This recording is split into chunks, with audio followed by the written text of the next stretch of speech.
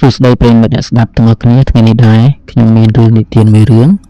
បាទនេះគឺគ្រាន់តែជារឿងនិទានតែប៉ុណ្ណោះទេដោយសារតែមួយរយៈនេះខ្ញុំមានការរវល់និង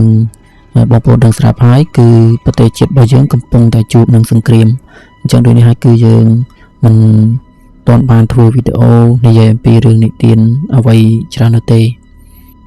ពលឺព្រះអាទិត្យរៀបនឹងលិចកំពុងតែជ្រាបចូលទៅក្នុងព្រៃក្រាស់នៃខេត្តមួយដាច់ស្រយាលតារាអាយុវ័យ25ឆ្នាំបានសម្រេចចិត្តធ្វើដំណើរត្រឡប់ទៅភូមិកំណើតរបស់គេបន្ទាប់ពីបានមករយៈពេលជិត10ឆ្នាំដើម្បីមកមើលថែលោកតាដែលកំពុងធ្លាក់ខ្លួនឈឺ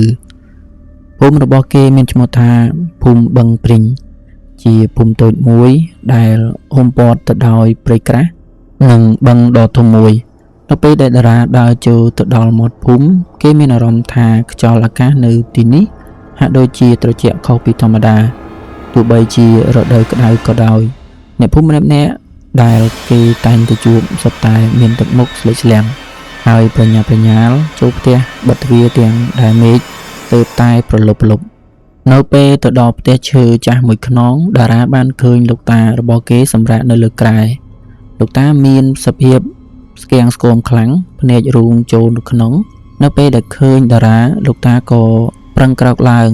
ហើយចាប់ដៃតារាយ៉ាងណែនហើយខ្សឹបប្រាប់ថាចៅតារាសូមកុំចេញក្រៅផ្ទះឲ្យសោះនៅពេលយប់ជាពិសេសកុំទៅចិត្តដើមជ្រៃធំនៅមាត់បឹងឲ្យសោះទោះបីជាឮសំឡេងនរណាហៅឬឃើញអ្វីប្លែកក៏ត្រូវធ្វើជាមិនដឹងមិនឮដែរតារាស្ដាប់ទាំងឆ្ងល់ប៉ុន្តែគេក៏ងក់ក្បាលយល់ព្រមដើម្បីឲ្យលោកតាអស់ចិត្តយប់នោះអាត្រៀតឈានចូលមកដល់សំឡេងសត្វទីទុយយំល្វើយពីចម្ងាយបង្កើតបានជាបរិយាកាសគួរឲ្យព្រឹកក្បាលតារាដេកមិនលក់ឡើយគេសម្រាកនៅលើក្រែទាំងត្រឡប់ខ្លួនចុះឡើងរំពេចនោះគេក៏ឮសំឡេងម្យ៉ាងវាជាសំឡេងស្ត្រីម្នាក់ច្រៀងបំពេយ៉ាងក្រអួនក្រអៅសំឡេងនោះហាក់ដូចជាអណ្ដែតចេញមកពីទិសដៅនៃមាត់បឹងដែលមានដើមជ្រៃធំឈរត្រដែតដោយសភាពចង់ដឹងចង់ឃើញខ្លាំងតារាក៏ភ្លេចពាក្យបណ្ដាំរបស់លោកតាគេក៏លបងើបចេញពីផ្ទះតាមបង្អួចរួចដើរសម្ដៅទៅកាន់មាត់បឹងនោះនៅពេលទៅដល់មាត់បឹងតារាបានឃើញស្ត្រីក្រមុំម្នាក់ស្លៀកពាក់ឈុតរាងពណ៌សសាច់សខ្ចីនិងអង្គុយសិតសក់នៅមាត់ទឹកក្រោមពន្លឺព្រះច័ន្ទពេញបរមីនាងមានសក់ខ្មៅរលោងវែងដល់ត្រគាកតារាហាក់ដូចជាត្រូវមុនស្នេហ៍គេដើរចូលទៅជិតនាងបន្តិចម្ដងតារាបានសួរថាអ្នកនាងហេតុអ្វីបានមកអង្គុយនៅទីនេះទាំងយប់អាត្រៀតអញ្ចឹងស្រីក្រមុំនោះឈប់សិតសក់ភ្លាមប៉ុន្តែនាងមិនងាកមកមើលតារាទេនាងឆ្លើយដោយសំឡេងផ្អែមត្រជាក់ថាខ្ញុំចាំអ្នកដែលសន្យាថានឹងមកយកខ្ញុំតើលោកមែនទេដែលជាអ្នកមកយកខ្ញុំរំពេចនោះនាងក៏ងាកមកវិញយឺតតារាស្ទើរតែលោតចេញពីទ្រុងផ្ទៃមុខរបស់នាងពាក់កណ្ដាលស្អាតដូចទេពអប្សរប៉ុន្តែពាក់កណ្ដាលទៀតគឺរលួយដូចមានដង្កូវហូរចេញពីភ្នែកហើយមាត់របស់នាងហែកដល់ត្រចៀកតារាដួលផ្កាជើងរួចប្រឹងក្រោកឈររត់ត្រឡប់ទៅផ្ទះវិញយ៉ាងលឿនបំផុតប៉ុន្តែមិនថាគេរត់លឿនយ៉ាងណាទេក៏គេនៅតែមានអារម្មណ៍ថាសំឡេងសើចកក្អឹករបស់ព្រៃនោះនៅក្បែរត្រចៀកជានិច្ចតារារត់កាត់ព្រៃរហូតទៅដល់ជំពប់ជើងដួលព្រៃនោះហោះមកសង្គ្រប់ពីលើដៃដ៏ត្រជាក់ស្រេបរបស់វាបានចាប់កតារាប្រឹងរើបំរាស់ទាំងដង្ហើមថប់ក្នុងខណៈនោះគេនឹកឃើញដល់ខ្សែកព្រះដែលលោកតាធ្លាប់ឲ្យកាលពីក្មេងគេក៏ចាប់ខ្សែករួចសូត្រពណ៌យ៉ាងខ្លាំងភ្លាមនោះមានពន្លឺពណ៌មាសជះចេញពីខ្សែករុញច្រានព្រៃនោះឲ្យខ្ទាតចេញពីតារាព្រៃនោះស្រែកយំយ៉ាងជឿចាប់ហើយក៏រលាយបាត់ទៅក្នុងអ័ព្ទខ្មៅព្រឹកឡើងតារាបានត្រឡប់មកដល់ផ្ទះវិញទាំងសភាពស្លេកស្លាំងលោកតាបានប្រាប់រឿងពិតដល់គេថាកាលពី30ឆ្នាំមុនមានស្រីក្រមុំម្នាក់ឈ្មោះសុភ័ណ្ឌត្រូវបានអ្នកភូមិមួយបង្កាច់ចោទថានាងជានារីមិនល្អរហូតដល់នាងតូចចិត្តក៏ទៅចងកសម្លាប់ខ្លួននៅដើមជ្រៃនោះមុននឹងស្លាប់នាងបានស្បត់ថានឹងចងកម្មពីអ្នកភូមិនេះមិនឲ្យមានសេចក្តីសុខឡើយវិញ្ញាណរបស់នាងបានคล้ายទៅជាព្រាយដើមជ្រៃដែលតែងតែចេញមកលោកបន្លាច និងយកព្រលឹងអ្នកភូមិណាដែលដើរចេញពីផ្ទះនៅពេលយប់អាធ្រាត្រការរំដោះវិញ្ញាណតារាដឹងថាការរត់គេចមិនមែនជាដំណោះស្រាយឡើយគេបានបបួលអ្នកភូមិនិងនិមន្តព្រះសង្ឃទៅកាន់ដើមជ្រៃនោះដើម្បីធ្វើពិធីបង្សុកូលនិងឧទ្ទិសកុសលជូនទៅដល់វិញ្ញាណរបស់នាងសុផាន់ពួកគេបានសុំខមាទោសចំពោះកំហុសឆ្គងកាលពីអតីតកាលនៅពេលពិធីបានបញ្ចប់ខ្យល់បក់បោកយ៉ាងខ្លាំងរួចក៏ប្រែទៅជាត្រជាក់ស្ងប់សុខវិញតារាបានឃើញរូបរាងព្រលឹងរបស់សុផាន់ម្ដងទៀតប៉ុន្តែលើកនេះនាងមានផ្ទៃមុខស្អាតបាតនិងញញឹមដាក់គេយ៉ាងទន់ភ្លន់រួចក៏រលាយបាត់ទៅក្នុងពន្លឺ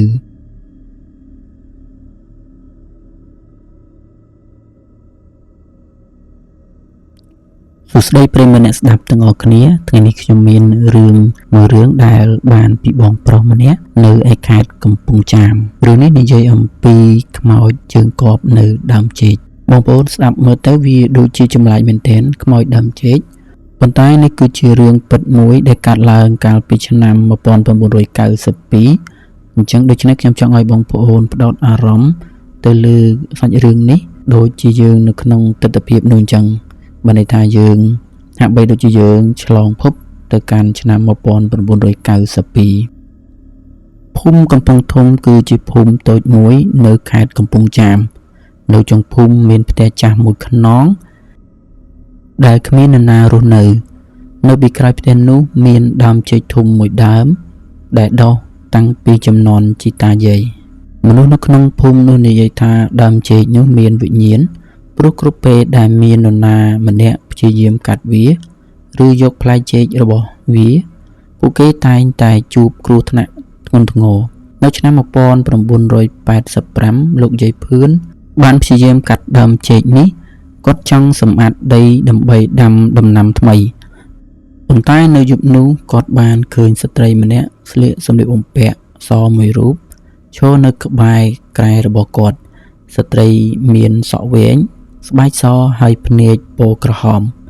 គាត់ស្រែកខ្លាំងណាស់រហូតដល់មនុស្សក្នុងភូមិរត់មកជួយបន្ទាប់ពីរឿងនោះយាយភឿនបានឈឺធ្ងន់ធ្ងរ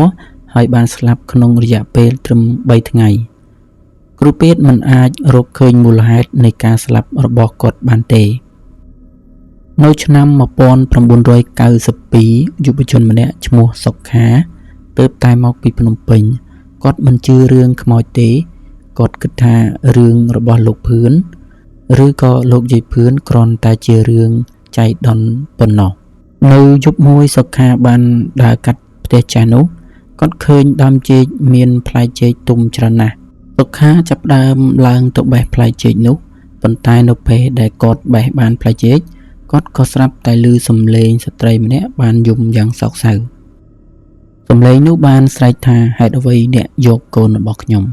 សុខាភ័យខ្លាចខ្លាំងណាស់គាត់ធ្លាក់ពីលើដើមចេកមកក្រោមគាត់រត់ភ្លាមប៉ុន្តែនៅពេលដែលគាត់រត់គាត់មានអារម្មណ៍ថាមាននរណាម្នាក់កំពុងដើរតាមគាត់ងាកមើលក្រោយហើយឃើញស្ត្រីស្លៀកពាក់សមួយរូបកំពុងដើរតាមគាត់យ៉ាងយឺតស្ត្រីនោះមានសក់វែងរហូតដល់ដីស្បែកសដូចជាសាកសពហើយភ្នែកពណ៌ក្រហមភ្លឺសុខារត់យ៉ាងលឿនរហូតដល់ផ្ទះគាត់បិទទ្វារហើយលាក់ខ្លួនក្នុងបន្ទប់ប៉ុន្តែគាត់នៅតែឮសំឡេងគោះទ្វារស្ត្រីនោះបាននិយាយថាសូមប្រគល់កូនខ្ញុំវិញមកសុខាមិនហ៊ានបើកទ្វាររហូតដល់ព្រឹកព្រលឹមនៅថ្ងៃបន្ទាប់សុខាស្វែងរកយាយច័ន្ទដែលជាចាស់ទុំបំផុតនៅក្នុងភូមិយាយដឹងរឿងទាំងអស់អំពីដើមចេកនោះយាយច័ន្ទនិយាយថាដើមចេកនោះមិនមែនជាដើមចេកធម្មតាទេកាលពីឆ្នាំ1965មានស្ត្រីពោះធំម្នាក់ឈ្មោះសុផាន់រស់នៅក្នុងផ្ទះនោះគាត់មានផ្ទៃពោះ9ខែហើយប៉ុន្តែប្តីរបស់គាត់បានទៅធ្វើសង្គ្រាមហើយមិនបានត្រឡប់មកវិញទេសុផាន់រងចាំរៀងរាល់ថ្ងៃគាត់អង្គុយក្រោមដើមចេកនោះហើយយំជារៀងរាល់យប់ថ្ងៃមួយសុផាត់បានឈឺពោះខ្លាំងគាត់ព្យាយាមស្រែកសុំជំនួយប៉ុន្តែគ្មាននរណាឮទេគាត់សម្រាលកូននៅក្រោមដើមចេកនោះតែម្នាក់ឯងហើយទាំងម្ដាយទាំងកូនក៏បានស្លាប់តាំងពីពេលនោះមកវិញ្ញាណរបស់សុផាត់នៅជាប់នឹងដើមចេកនោះ យាយចិន្តានិយាយបន្តថាតាំងពីពេលនោះមកវិញ្ញាណរបស់សុផាត់នៅជាប់នឹងដើមចេកនោះគាត់គិតថាផ្លែចេកទាំងនោះជាកូនរបស់គាត់ដូច្នេះនរណាយកផ្លែចេកគាត់គិតថាពួកគេកំពុងលួចកូនរបស់គាត់សុខាស្ដាប់រឿងទាំងនេះហើយខ្លាចខ្លាំងណាស់គាត់សួរថាតើមានវិធីណាដើម្បីជួយសុផាត់ដែរឬទេយាយចិន្តាញញឹមហើយនិយាយថាមានប៉ុន្តែអ្នកត្រូវមានចិត្តក្លាហានអ្នកត្រូវទៅរកដើមចេកនោះនៅពេលកណ្ដាលអាធ្រាត្រហើយនិយាយជាមួយសុផាត់ប្រាប់គាត់ថាកូនរបស់គាត់បានទៅកើតជាតិថ្មីហើយប្រាប់គាត់ថាដល់ពេលគាត់ត្រូវទៅសម្រាកហើយសុខាគិតយូរគាត់ភ័យខ្លាចប៉ុន្តែគាត់ក៏មានអារម្មណ៍អាណិតចំពោះសុផាត់ដែរគាត់សម្រេចចិត្តនឹងទៅជួយនៅយប់ម៉ោង 12 កណ្ដាលត្រៀតសុខាដើរទៅដល់ដើមចេកវិញគាត់បានកាន់ធូបមួយដុំនិងផ្កាឈូកមួយដើមគាត់ដាក់ធូបនិងផ្កាឈូកនៅក្រោមដើមចេកហើយនិយាយយ៉ាងស្លូតបូតថាបងស្រីសុផាត់ខ្ញុំឈ្មោះសុខាខ្ញុំមកទីនេះដើម្បីប្រាប់បងថាកូនរបស់បងស្រីបានទៅកើតជាថ្មីហើយឥឡូវនេះកូនរបស់បងស្រីកំពុងរស់នៅក្នុងគ្រួសារដ៏រីករាយមានឪពុកម្ដាយជាទីស្រឡាញ់បងស្រីមិនត្រូវព្រួយបារម្ភទៀតទេដល់ពេលដែលបងស្រីត្រូវសម្រាកហើយទៅរកស្វាមីរបស់បងស្រីដែលកំពុងរងចាំបងនៅទីនោះភ្លាមនោះមានខ្យល់បក់យ៉ាងខ្លាំងសុខាឃើញពន្លឺមួយលេចចេញពីដើមចេកនៅក្នុងពន្លឺនោះគាត់ឃើញមានស្ត្រីស្លៀកពាក់សមួយរូបប៉ុន្តែលើកនេះគាត់មើលទៅមិនគួរឲ្យខ្លាចទេគាត់កំពុងញញឹមគាត់ងក់ក្បាលសម្ដែងការអរគុណហើយរលាយបាត់ទៅពន្លឺនោះហោះទៅលើមេឃហើយរលាយបាត់ទៅម្ដងបន្តិចតាំងពីយប់នោះមកគ្មាននរណាឃើញខ្មោចនៅដើមចេកនោះទៀតទេមនុស្សភូមិអាចយកផ្លែចេកបានដោយសុវត្ថិភាពសុខាបាននិយាយថាពេលខ្លះខ្មោចមិនមែនជាអ្វីគួរឲ្យភ័យខ្លាចទេពួកគេគ្រាន់តែជាវិញ្ញាណដែលមិនទាន់អាចទៅណាបានព្រោះពួកគេនៅតែមានកង្វល់នេះជារឿងពិតដែលកើតឡើងនៅក្នុងភូមិកំពង់ធំរឿងនេះបានបង្រៀនយើងថាការយល់ចិត្តនិងការអាណិតអាសូរអាចជួយសង្គ្រោះសូម្បីតែវិញ្ញាណដែលកំពុងវង្វេងផងជាចុងបញ្ចប់បើសិនជាបងប្អូនចូលចិត្តរឿងនេះសូមជួយចុច like និង share subscribe ដើម្បីបានស្ដាប់រឿងខ្មោចពិតៗគ្រប់យប់ស្អែកយើងនឹងជួបគ្នាវិញជាមួយនឹងរឿងខ្មោចផ្ទះចាស់ដែលកាន់តែគួរឲ្យខ្លាចរន្ធត់សូមគេងលក់ស្រួលប្រសិនបើអ្នកអាចគេងបាន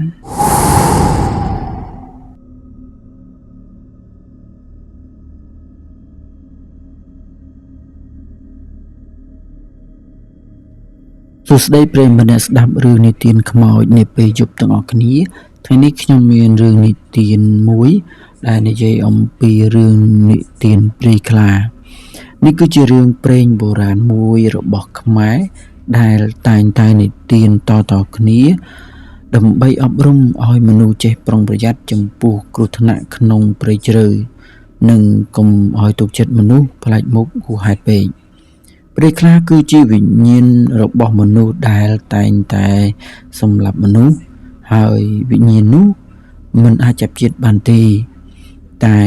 คล้ายជាអ្នកបម្រើរបស់ខ្លាដោយមានទូនាទីជាអ្នកលំលងឬជាអ្នកបោកបញ្ឆោតជនរងគ្រោះផ្សេងទៀតឲ្យចូលទៅក្នុងកណ្ដាប់ដៃរបស់ខ្លាមកខាត់ពេលយូរខ្ញុំនឹងនិយាយអំពីតួអង្គដែលមានឈ្មោះលោកតាគង់កាលពីព្រេងនាយមានបុរសម្នាក់ឈ្មោះលោកតាគង់រស់នៅជាមួយអ្នកប្រមាញ់ក្នុងភូមិមួយក្បែរព្រៃជ្រៅលោកតាគង់គឺជាអ្នកខ្លាំងពូកែនិងមានបទពិសោធន៍ក្នុងការដើរព្រៃណាស់ព្រះរាជារបស់គាត់តែងតែហាមឃាត់និងបន់ស្រន់ឲ្យគាត់ប្រុងប្រយ័ត្នរាល់ពេលដែលគាត់ចូលទៅក្នុងព្រៃជ្រៅជាពិសេសនៅពេលដែលគាត់ឮដំណឹងថាមានខ្លាធំមួយក្បាលរស់នៅអាស្រ័យផលនៅក្នុងព្រៃនោះថ្ងៃមួយតាគង់បានដើរចូលព្រៃជ្រៅជាងរាល់ដងដោយមានសេចក្តីលោភលន់ចង់បានស្បែកសត្វដ៏មានតម្លៃគាត់បានដើររហូតដល់កន្លែងស្ងាត់មួយដែលជាលំនៅឋានរបស់ខ្លាធំសម្បុរពណ៌ក្រហមល្បីល្បាញថាមានកម្លាំងខ្លាំងពូកែនិងកាចសាហាវ គណៈពេលដែលតាគង់កំពុងត្រៀមបាញ់សត្វក្តាន់មួយខ្លាធំក៏លោតមកពីក្រោយដើមឈើយ៉ាងលឿនតាគង់ទោះជាភ្ញាក់ផ្អើលក៏ដោយក៏នៅតែមានស្មារតីប្រយុទ្ធគាត់បានបាញ់កាំភ្លើងមួយគ្រាប់ទៅលើខ្លានោះតែគ្រាប់កាំភ្លើងគ្រាន់តែធ្វើឲ្យខ្លានោះក្រំបន្តិចបន្តួចប៉ុណ្ណោះខ្លានោះបានស្ទុះមកសង្គ្រប់លើតាគង់ហើយការប្រយុទ្ធដ៏សាហាវក៏បានកើតឡើងតាគង់បានតស៊ូអស់ពីកម្លាំងកាយចិត្តតែមិនអាចឈ្នះកម្លាំងសត្វខ្លាបានឡើយទីបំផុតតាគង់ត្រូវខ្លាខំសម្លាប់និងស៊ីសាច់ជាអាហារនៅកណ្ដាលព្រៃជ្រៅក្រោយពីតាគង់ស្លាប់ទៅវិញ្ញាណរបស់គាត់មិនអាចទៅចាប់ជាតិបានឡើយដោយសារតែខ្លានោះមានបារមីនិងអំណាចវិតមន្តដ៏ខ្លាំងក្លាខ្លានោះបានចាប់យកវិញ្ញាណរបស់គាត់ឲ្យคล้ายទៅជាអ្នកបម្រើរបស់វាវិញ្ញាណរបស់គាត់คล้ายទៅជាព្រាយខ្លានោះមានរូបរាងដូចជាមនុស្សធម្មតាអាចស្លៀកពាក់និងនិយាយបានយ៉ាងពីរោះរណ្ដំតែមានលក្ខណៈពិសេសមួយដែលពិបាកនឹងចាប់អារម្មណ៍1ភ្នែករបស់ព្រាយខ្លាតែងតែមានពន្លឺចម្លែកដូចភ្នែកខ្លាក្នុងទីងងឹត2វាមានក្លិនឆ្អាបរបស់សត្វខ្លាជាប់នឹងខ្លួនដែលមិនមែនជាក្លិនធម្មជាតិរបស់មនុស្សទេ3បាតជើងរបស់វាដើរមិនសូវលឺសូរដូចមនុស្សធម្មតាឡើយតួនាទីរបស់ព្រាយខ្លាគឺដើរតួជាអ្នកនាំផ្លូវឬជាអ្នកបោកបញ្ឆោតដោយបង្ហាញខ្លួននៅទីកន្លែងដែលខ្លាចាំយាម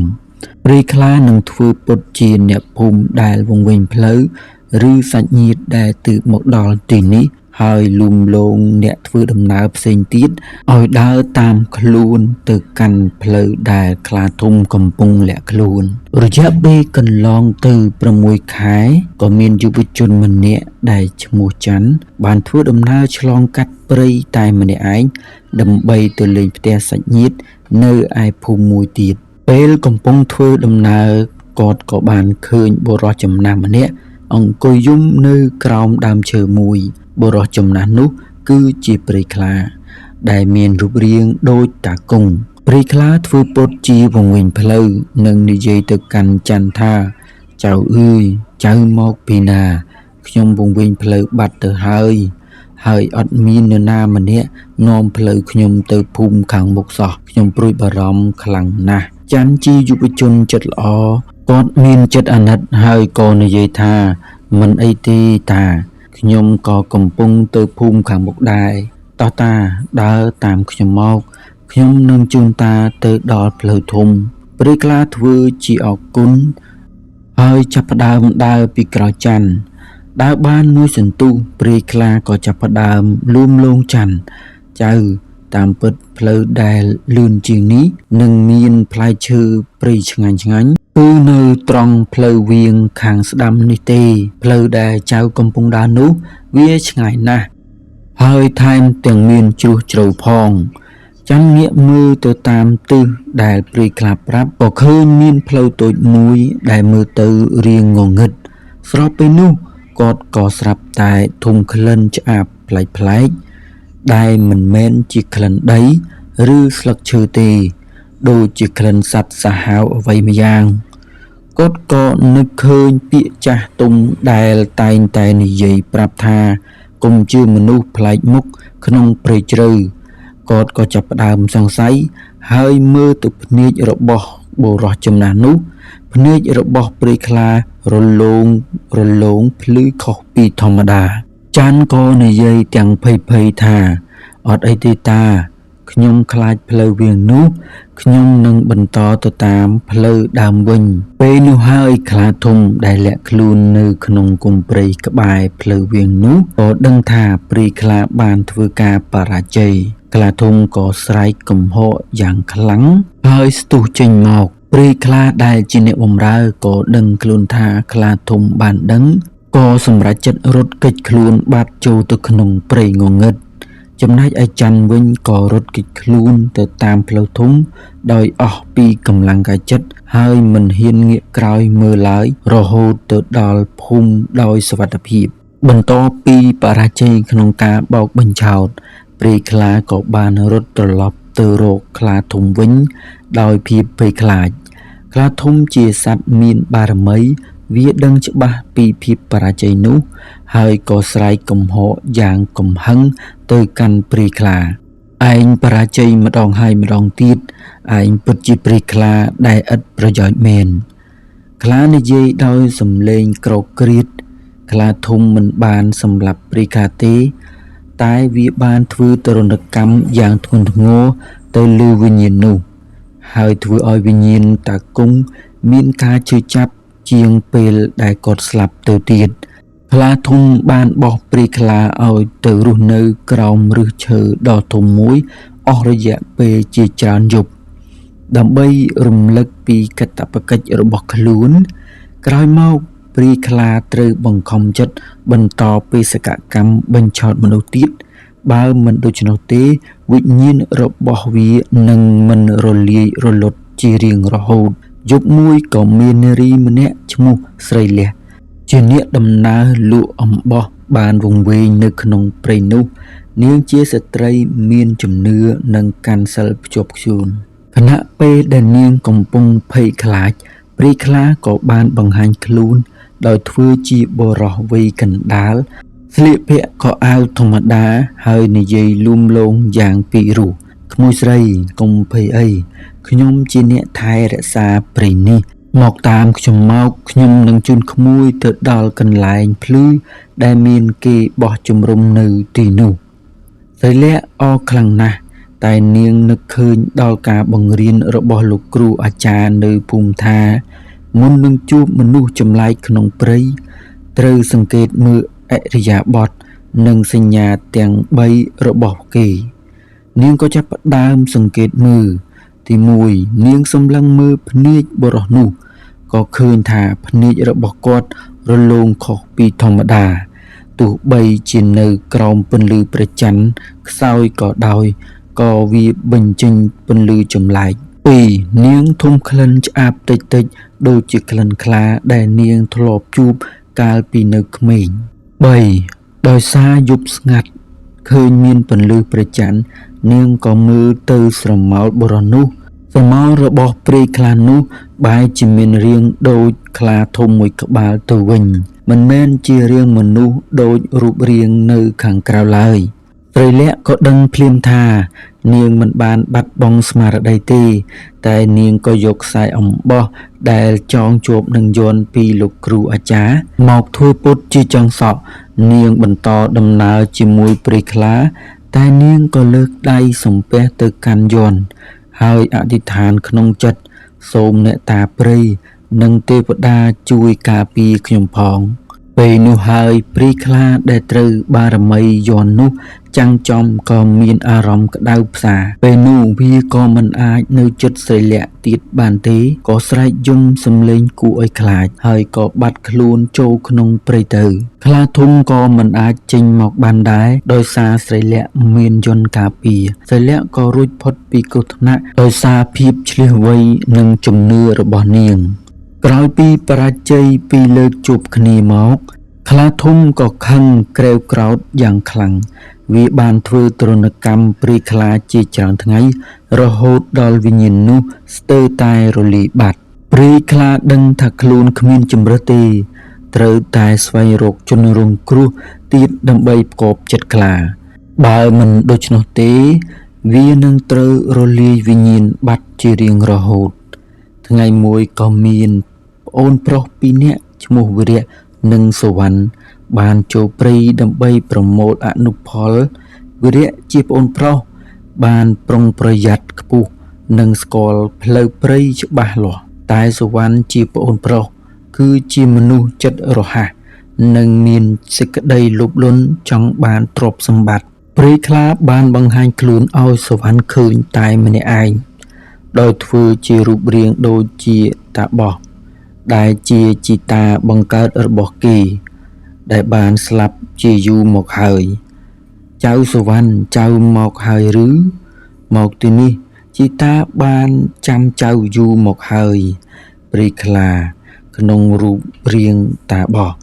និយាយទៅកាន់សុវណ្ណដោយទឹកមុខស្រណោះសុវណ្ណភ្ញាក់ផ្អើលយ៉ាងខ្លាំងក៏ស្ទុះទៅសំពះហើយសួរថា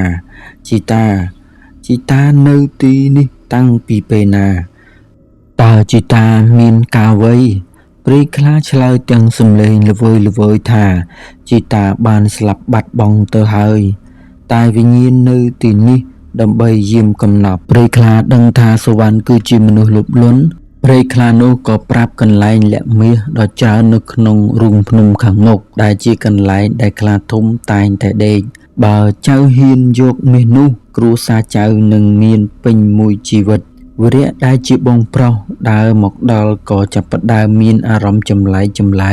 គាត់សង្កេតឃើញថាបុរសចំណាស់នោះនិយាយតែជាមួយសុវណ្ណហើយពេលដើរទៅម្ខាងវិរៈក៏សម្លឹងមើលបាតជើងបុរសនោះគាត់ឃើញថាជើងរបស់គាត់ដើរស្ទើរតែគ្មានសូរសំឡេងវិរៈក៏នឹកឃើញដល់រឿងព្រៃខ្លាដែលម្ដាយធ្លាប់និទានវិរៈក៏ចាប់ដៃប្អូនហើយខ្សឹបថាសុវណ្ណនេះមិនមែនជាតាទេនេះគឺជាព្រៃខ្លាមើលជើងគាត់ទៅកុំជឿពាក្យគាត់ពេកតែសុវណ្ណដោយសារតែងឿឆ្ងល់នឹងត្រូវបានសេចក្តីលោភលន់គ្របដណ្ដប់លើអារម្មណ៍ក៏និយាយទាំងកំហឹងថាឈប់និយាយទៅបងជីតាខ្ញុំកំពុងតែប្រាប់ផ្លូវកំណប់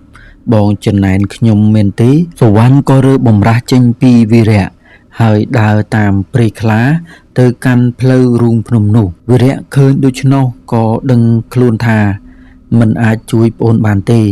បើគេនៅទីនោះយូរទៀតគាត់ក៏សម្រេចចិត្តរត់ចេញទៅរកជំនួយយ៉ាងលឿនតាមដែលអាចធ្វើទៅបាន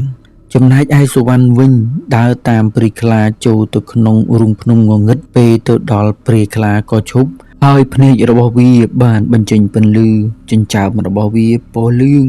ហើយស្រមោលរបស់វាក៏លេចចេញជារូបរាងខ្លាធំពិតៗសុវណ្ណស្រែកហៅជីតាដោយភ័យខ្លាចសន្ស្លោតែអ្វីៗបានហួសពេលអស់ទៅហើយខ្លាធំដែលលាក់ខ្លួននៅខាងក្នុងរូងភ្នំនោះក៏ស្ទុះចេញមកហើយចាប់សុវណ្ណយកទៅជាចំណីដោយបានបំពេញបេសកកម្មហើយព្រៃខ្លាបានរួចផុតពីទរណកម្មមួយរយៈខ្លីតែទោះបីជាយ៉ាងណាវិញ្ញាណរបស់គាត់គង់នៅតែមិនបានរួចខ្លួនជារៀងរហូតឡើយគឺនៅតែបន្តធ្វើជាទេសកររបស់ខ្លាដើម្បីរងចាំជនរងគ្រោះបន្ទាប់ដែលជាមនុស្សដែលមានសេចក្តីលោភលន់ឬធ្វេសប្រហែសក្នុងការធ្វើដំណើរឆ្លងកាត់ព្រៃជ្រៅបាទបងប្អូនរឿងនេះក៏ត្រូវបានបញ្ចប់ហើយរឿងនេះបានបន្សល់ទុកនូវការអប់រំយ៉ាងជ្រាលជ្រៅដល់អ្នកផងទាំងពួងឲ្យចេះប្រុងប្រយ័ត្ននិងកុំយកលោភលន់ដាក់ក្នុងខ្លួនជាពិសេសនៅពេលដែលបងប្អូនចូលក្នុងព្រៃជ្រៅជាពិសេសនោះគឺជួបមនុស្សប្លែកមុខដែលយើងមិនធ្លាប់ស្គាល់ពីមុនមក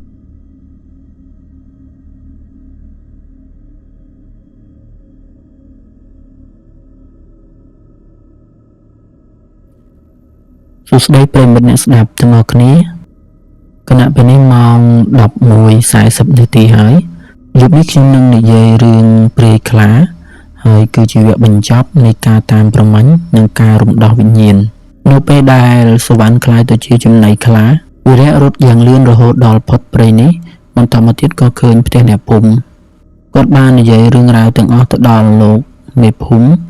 និងលោកគ្រូអាចារ្យភ្លាមមេភូមិខឹងសម្បាយ៉ាងខ្លាំងចំពោះអំពើរបស់ខ្លាធំដែលរំខានដល់អ្នកភូមិជាច្រើនឆ្នាំមកហើយលោកគ្រូអាចារ្យដែលជាអ្នកចេះមន្តអាគមនិងយន្តបានផ្ដល់យោបល់ថាយើងមិនអាចកម្ចាត់ខ្លាដែលមានបារមីដោយប្រើតែអាវុធធម្មតាបានទេជាងនេះទៅទៀតព្រៃខ្លានោះគឺជាវិញ្ញាណដែលត្រូវបង្ខំមិនមែនជាខ្មោចកាចសាហាវឡើយយើងត្រូវទៅកម្ចាត់ខ្លាធំនោះនិងរំដោះវិញ្ញាណលោកតាគង់ឲ្យបានសុខពេលព្រឹកឡើងមេភូមិបានប្រមូលអ្នកប្រមាញ់ដែលមានបទពិសោធន៍ជាងគេ5នាក់រួមទាំងវីរៈលោកគ្រូអាចារ្យបានប្រគល់ខ្សែអំបោះសីមាក្រណាត់យន្តនិងទឹកមន្តប្រោះព្រំទៅលើអ្នកប្រមាញ់ទាំងអស់ដើម្បីការពារពួកគេពីអំណាចរបស់ខ្លាធំក្រុមអ្នកប្រមាញ់បានដើរតាមវីរៈឆ្ពោះទៅកាន់រូងភ្នំដែលសុវណ្ណត្រូវបានបាត់បង់ជីវិតព ពេលទៅដល់មាត់រុំភ្នំដ៏ខ្មៅងងឹតពួកគេក៏បានប្រទះឃើញព្រៃខ្លាដែលមានរូបរាងដូចតាគង់ចេញមកអង្គុយនៅមាត់រុំធ្វើពុតជាយំសោកព្រៃខ្លាបានចាប់ផ្ដើមលំលងអ្នកប្រមាញ់ទាំងនោះកូនចៅអើយចូលមកកុំខ្លាចអីជីតាជឿចាប់ណាស់ជីតាបានឃើញទ្រព្យសម្បត្តិកប់នៅក្នុងរុំភ្នំនេះតែជីតាគ្មានកម្លាំងលើកទេចូលមកជួយជីតាផងវិរៈឃើញដូច្នោះក៏លើកខ្សែអំបោះសីមាឡើងហើយនិយាយដោយសំឡេងរឹតមាត់ទៅកាន់វិញ្ញាណនោះខ្ញុំដឹងថាឯងគឺជាអ្នកណាហើយកុំបន្តបោកបញ្ឆោតទៀតអីយើងមកទីនេះដើម្បីកម្ចាត់ម្ចាស់ឯងហើយដោយសារអំណាចនៃយន្តនិងការស្រែកហៅឈ្មោះពិតរបស់ខ្លួនព្រៃខ្លាក៏ចាប់ផ្ដើមញ័រខ្លួនយ៉ាងខ្លាំងហើយទឹកភ្នែកក៏ហូរចេញមកវិញ្ញាណនោះមានភាពទន់ខ្សោយហើយស្រែកធ្ងរដោយសំឡេងពិតរបស់លោកតាគង់មិនមែនជាសំឡេងលួងលោមទៀតទេស្របពេលនោះខ្លាធំដែលដេកនៅក្នុងរូងភ្នំក៏ស្រែកកំហកឡើងយ៉ាងខ្លាំងហើយស្ទុះចេញមកវាឃើញអ្នកប្រមាញ់មានយន្តការពារក៏ដឹងថាខ្លួនមិនងាយឈ្នះទេការប្រយុទ្ធដ៏ធំក៏បានកាត់ឡើងអ្នកប្រមាញ់បាញ់កំភ្លើងនិងចោលលំពែងទៅលើខ្លាធំតែវាមានស្បែករឹងមាំខ្លាំងណាស់លោកគ្រូអាចារ្យក៏បានបោះទឹកមន្តនិងប្រោះទឹកមន្តទៅលើខ្លានោះពេលខ្លាត្រូវទឹកមន្តវាក៏ស្រែកយ៉ាងខ្លាំងហើយកម្លាំងបារមីរបស់វាក៏ធ្លាក់ចុះខ្សោយពួកអ្នកប្រមាញ់ក៏ឆ្លៀតឱកាសនេះប្រើអាវុធចាក់ទម្លុះក្បាលនិងបេះដូងរបស់ខ្លារហូតដល់វាដួលស្លាប់នៅនឹងកន្លែងពេលខ្លាធំស្លាប់ទៅអំណាចដែលឃុំឃាំងវិញ្ញាណរបស់លោកតាគង់ក៏បានរលាយបាត់ទៅវិញ្ញាណព្រៃខ្លាក្នុងរូបរាងជាតាគង់ក៏បានលេចឡើងទាំងស្រុងគាត់ញញឹមទាំងទឹកភ្នែកទៅកាន់វីរៈនិងក្រុមអ្នកប្រមាញ់ហើយក៏បានអោនគោរពលោកគ្រូអាចារ្យក្រោយមកវិញ្ញាណរបស់គាត់ក៏បានសាយភាយបាត់ទៅដោយសុខសាន្តរួចផុតពីអំពើទរណកម្មទាំងអស់ចាប់តាំងពីពេលនោះមកអ្នកភូមិរស់នៅដោយសុខសាន្តហើយលែងមានមនុស្សវង្វេងផ្លូវឬបាត់បង់ជីវិតដោយសារព្រៃខ្លាទៀតហើយជាចុងបញ្ចប់រឿងនេះនៅតែជារឿងអប់រំសុភ័ក្រនិងលក្ខណៈគឺជាគូស្វាមីវ័យក្មេងមួយគូដែលតែងតែប្រាថ្នាចង់បានផ្ទះមួយសម្រាប់ខ្លួនឯងនិងកូនស្រីអាយុ5ឆ្នាំរបស់ពួកគេគឺម៉ាលីជីវភាពរបស់ពួកគេមិនសូវធូរធារទេហើយតម្លៃផ្ទះនៅទីក្រុងហាក់ដូចជាឡើងខ្ពស់ពេកថ្ងៃមួយពួកគេបានប្រទះឃើញសេចក្តីប្រកាសលក់ផ្ទះចាស់ទ្រុឌទ្រោមមួយដែលស្ថិតនៅជ័យក្រុងក្នុងតម្លៃទាបជាងទីផ្សារដល់ទៅពាក់កណ្ដាលផ្ទះនោះជាផ្ទះឈើបេតុងធំមួយសង់តាមបែបរចនាបថអាណានិគមនិយមបារាំងដែលមានអាយុកាលរាប់សិបឆ្នាំមកហើយ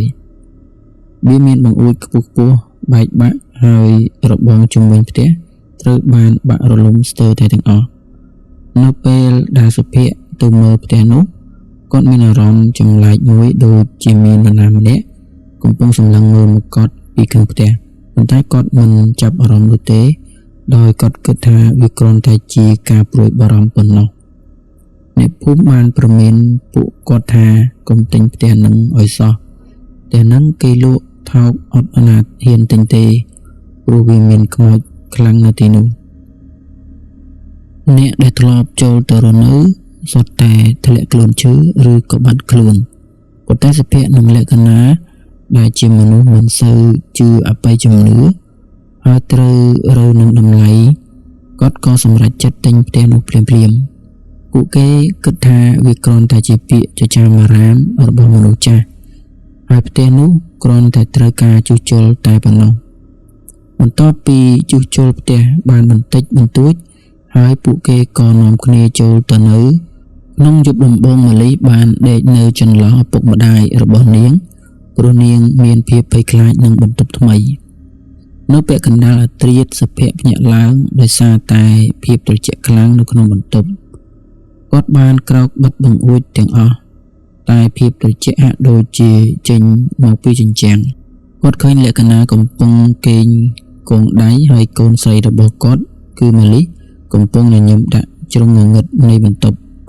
សុភ័ក្រសួរកូនស្រីតិចថាម៉ាលីកូនមើលអីហ្នឹងម៉ាលីបានបង្វែរមុខមកឪពុកនាងវិញហើយឆ្លើយទាំងទឹកភ្នែករីងរលោង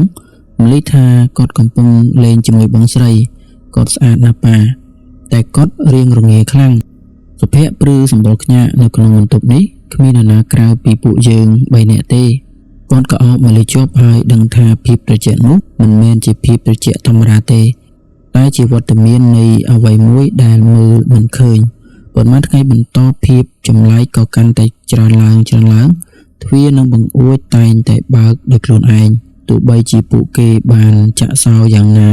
ក៏ដោយម្ហូបអាហារដែលពួកគេទុកនៅលើតុតែងតែមានស្នាមក្រញាំតូចឆ្កូតមើលទៅដូចជាស្នាមក្រចកដៃក្មេងៗ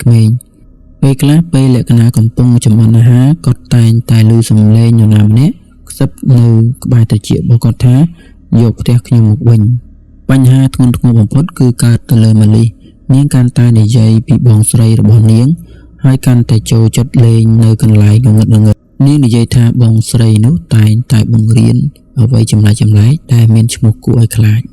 នៅយប់មួយលក្ខណៈភ្ញាក់ពីដំណេកឃើញកូនស្រីរបស់នាងកំពុងដើរចេញទៅតាមមាត់បង្អួចដែលបើកចំហម៉ាលីកំពុងដើរលើកែបបង្អួចចាស់ទាំងងងុយដេកនៅពីមុខនាងមានស្រមោលក្មេងស្រីម្នាក់ទៀតកំពុងញញឹមហើយហាក់ដូចជាកំពុងហៅម៉ាលីឲ្យលោតចុះពីលើផ្ទះលក្ខណៈបានលោតពីលើក្រែចុះទៅចាប់កូនស្រីរបស់នាងវិញទាំងតក់ស្លុតពេលនោះស្រមោលក្មេងស្រីនោះក៏បាត់ទៅវិញតែផ្ទះទាំងនោះក៏ចាប់ផ្ដើមញ័ររំជួយដូចជាខឹងសម្បាយ៉ាងខ្លាំងសុភ័ក្រនិងលក្ខណៈបានសម្រេចចិត្តថាពួកគេលែងអាចរស់នៅក្នុងផ្ទះនោះទៀតហើយនៅព្រឹកស្អែកសុភ័ក្រនិងលក្ខណៈបានសម្រេចចិត្តទៅសុំយោបល់ពីលោកគ្រូចាស់ម្នាក់ដែលរស់នៅឯវត្តបុរាណនៅក្នុងភូមិលោកគ្រូបានអុជធូបហើយមើលទៅផ្ទះនោះតាមរយៈផ្សែងធូបគាត់បានប្រាប់ពួកគេថាកូនចៅផ្ទះរបស់កូនមានវិញ្ញាណ3នាក់តាមជាប់វិញ្ញាណក្មេងស្រី2នាក់និងវិញ្ញាណបុរសម្នាក់ដែលជាឪពុករបស់ពួកគេលោកគ្រូបានរៀបរាប់ពីប្រវត្តិសែនសោកសៅរបស់ផ្ទះនោះធ្លាប់ជារបស់អ្នកមើលថែរក្សាជនជាតិបារាំងម្នាក់កាលពីសម័យសង្គ្រាមបន្ទាប់ពីគាត់ចាក់ចេញទៅក៏មានគ្រួសារជនជាតិខ្មែរមួយគ្រួសាររស់នៅទីនោះដោយបុរសប្តីធ្វើជាអ្នកមើលថែរក្សាដីធ្លីនៅឆ្នាំ1975បុរសជាឪពុកបានទទួលរងនៅជំងឺវិកលចរិតដោយសារតែសង្គ្រាមគាត់បានសម្លាប់ប្រពន្ធនិងកូនស្រី2នាក់របស់គាត់នៅជ្រុងផ្ទះបាយខាងក្រោយហើយបន្ទាប់មកក៏ចងកសម្លាប់ខ្លួនឯងនៅបន្ទប់គេងធំដោយសារតែការស្លាប់ដោយអំពើហិង្សានិងការសងសឹកវិញ្ញាណរបស់កូនស្រី2នាក់នោះបានក្លាយជាខ្មោចលងស្វែងរកមិត្តភក្តិលេងជាមួយតែបំណងអាក្រក់របស់ឪពុកពួកគេ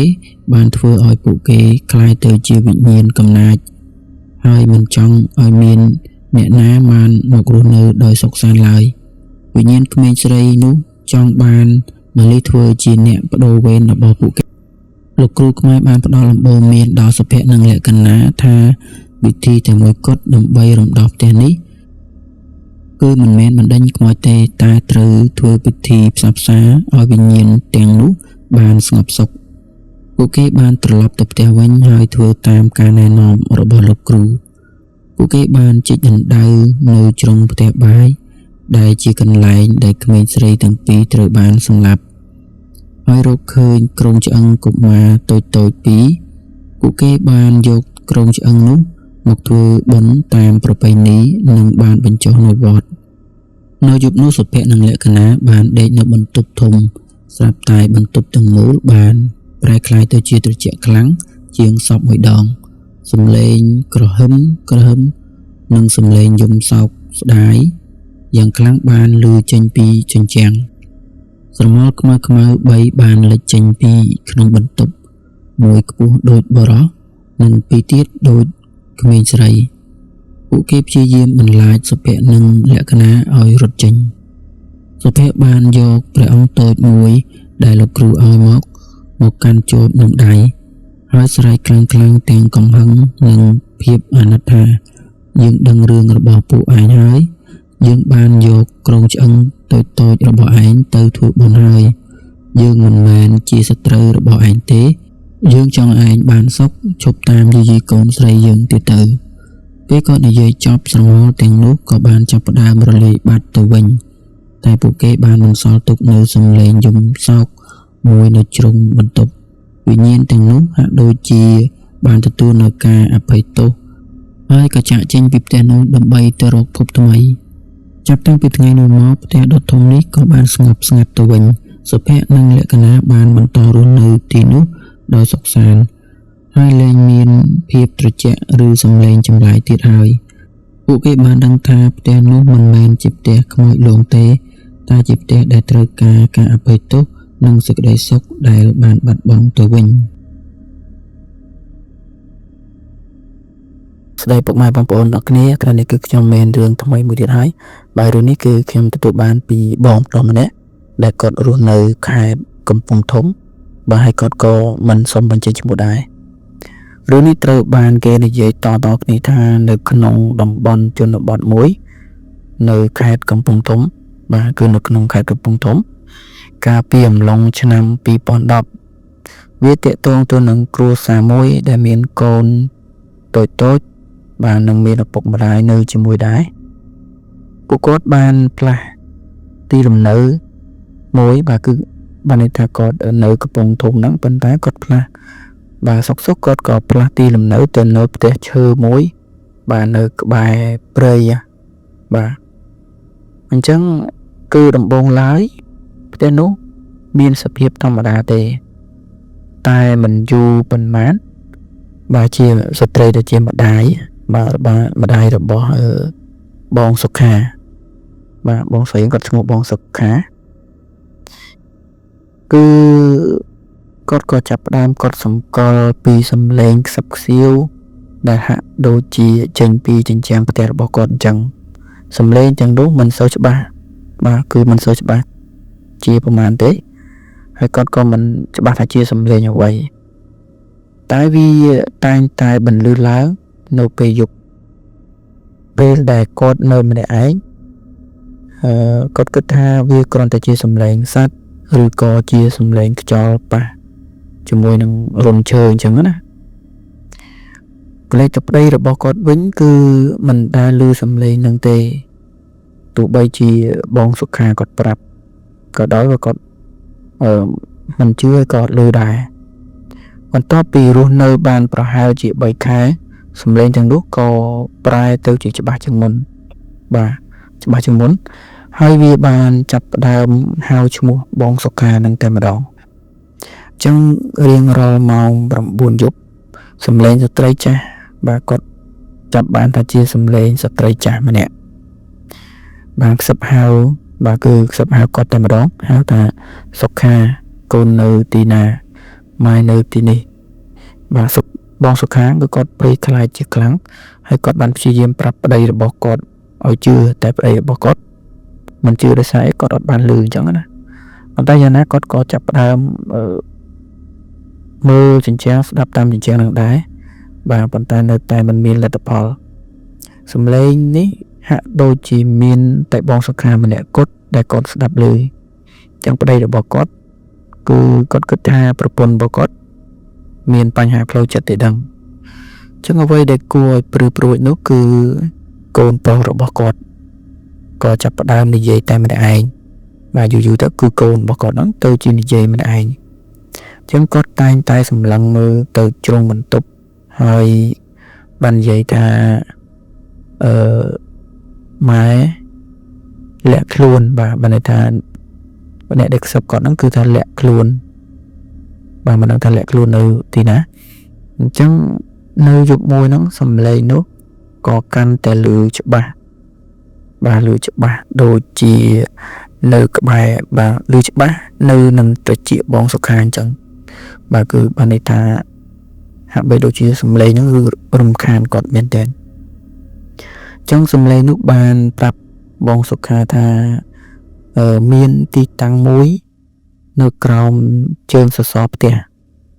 បាទគឺនៅក្រោមជើងសសរផ្ទះហ្នឹងគឺមានកប់របស់ម្យ៉ាងអញ្ចឹង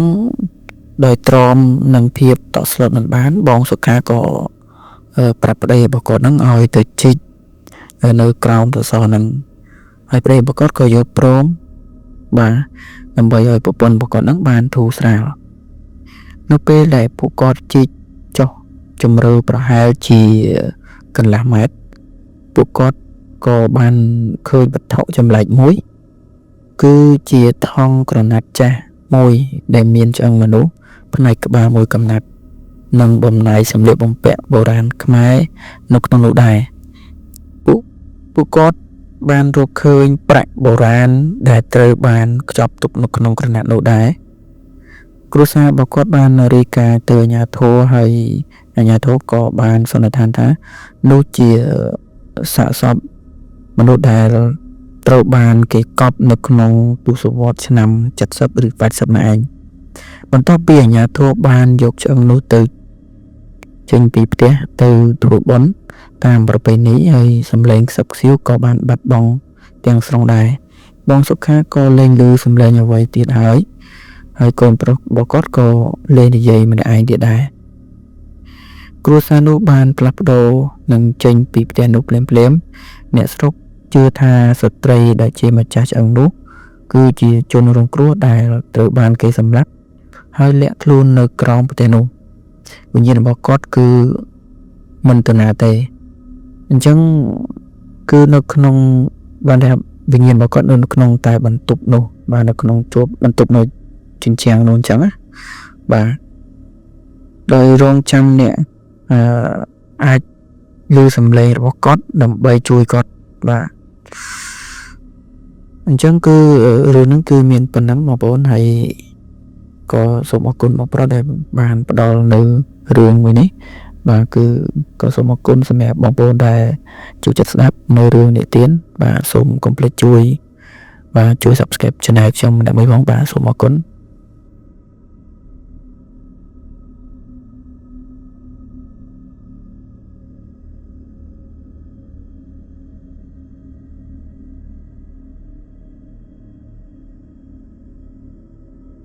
ស្ដីពុកម៉ែបងប្អូនទាំងអស់គ្នាថ្ងៃនេះដែរគឺខ្ញុំ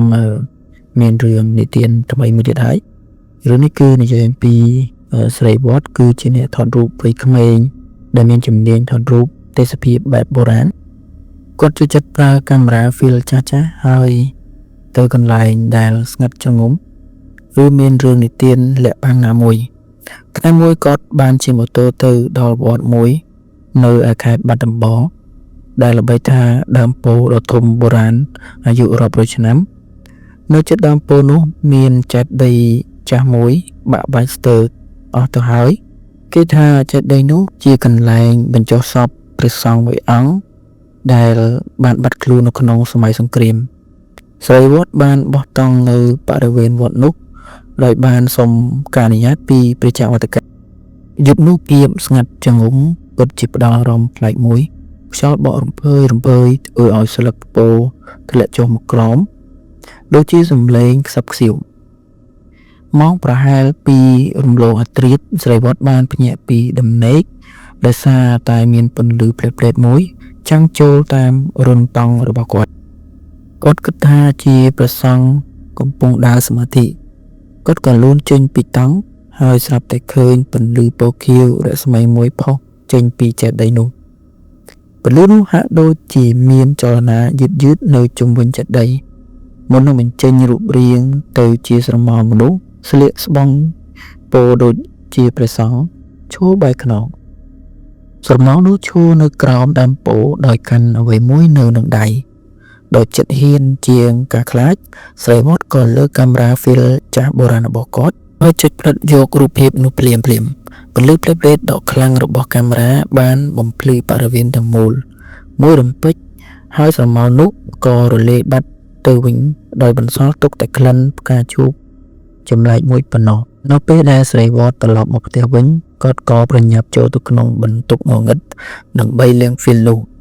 គាត់មានអារម្មណ៍រំភើបចង់ដឹងយ៉ាងខ្លាំងអំពីអ្វីដែលគាត់បានថតជាប់បន្ទាប់ពីឆ្លងកាត់ដំណើរការនៃការលាង film អស់រយៈពេលកន្លះម៉ោងរូបថតក៏ចាប់ផ្ដើមលេចឡើងយឺតៗនៅក្នុងថាសទឹកគីមី នៅលើរូបថតមានពណ៌សខ្មៅនោះស្រីវត្តក៏បានឃើញនៅដើមពោធិ៍យ៉ាងច្បាស់ហើយមានទានទៅស្រមោលនោះក៏មានដែរ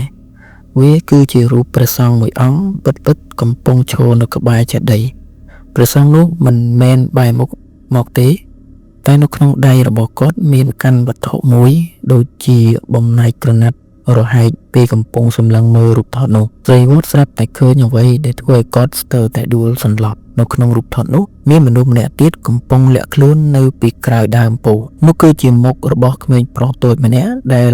មានភ្នែកក្រឡុងធំមុខស្រីស្លាំងដូចជាគ្មានឈាមហើយកំពុងសម្លឹងត្រង់មកកាន់កាមេរ៉ារបស់គាត់ស្រីវត្តក៏លន់មាត់ភ្លាមថាក្មេងនោះនៅទីនោះដែរខ្ញុំមិនបានឃើញសោះស្រីវត្តក៏មានអារម្មណ៍ថាតក់ស្លុតមែនតើលៀបភ្លាមនោះផងដែរទ្វារបន្ទប់ងឹតរបស់គាត់ក៏ចាប់ផ្ដើមមានអ្នកគោះតិចស្រីវត្តបងមានភ្ញៀវសម្លេងប្អូនស្រីរបស់គាត់បន្លឺឡើងស្រីវត្តប្រញាប់រៀបចំរូបថតហើយទុកវាចោលនៅក្នុងថាសទឹកគីមីពេលគាត់ចេញទៅគាត់ក៏ឃើញបុរសវ័យចំណាស់ម្នាក់ស្លៀកពាក់អាវធំខ្មៅនៅក្នុងបន្ទប់ទទួលភ្ញៀវបុរសចំណាស់នោះញញឹមយ៉ាងចម្លែកដាក់គាត់ហើយក៏និយាយថាខ្ញុំដឹងថាលោកបានទៅវត្តចាស់នោះហើយរូបថតមួយនោះខ្ញុំសូមវាបានទេស្រីវត្តមានការងឿងឆ្ងល់តើលោកដឹងយ៉ាងម៉េចបុរសចំណាស់នោះបានឆ្លើយដោយសំឡេងតិចថាខ្ញុំគ្រាន់តែចង់បានហ្វីលនោះមកវិញវាគឺជាអនុស្សាវរីយ៍មួយដែលមានតែមួយគត់នៅក្នុងលោកបុរសនោះក៏បានយកដៃទៅកាន់ថង់ស្បែកចាស់របស់គាត់ហើយបើកភ្នែករបស់គាត់បានសម្លឹងចំទៅទ្វារបន្ទប់ងងឹតដែលបានទុករូបថតនោះនៅក្នុងនោះបាទបងប្អូនរឿងនេះគឺមិនទាន់ចប់ទេនៅមានភាគ2បន្តទៀតបាទសូមអរគុណនិងសូមជម្រាបលា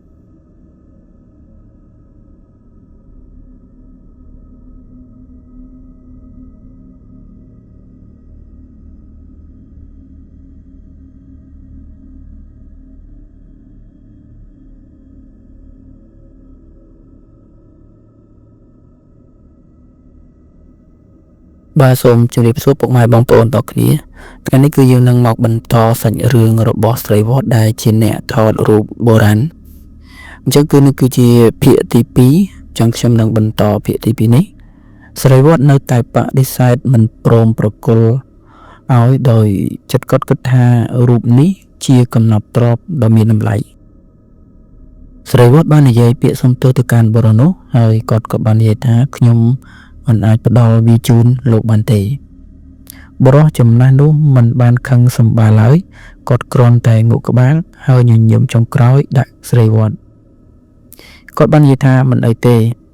តែលោកនឹងដឹងថាអនុស្សាវរីយ៍នេះនឹងតាមលោកគ្រប់ទីកន្លែង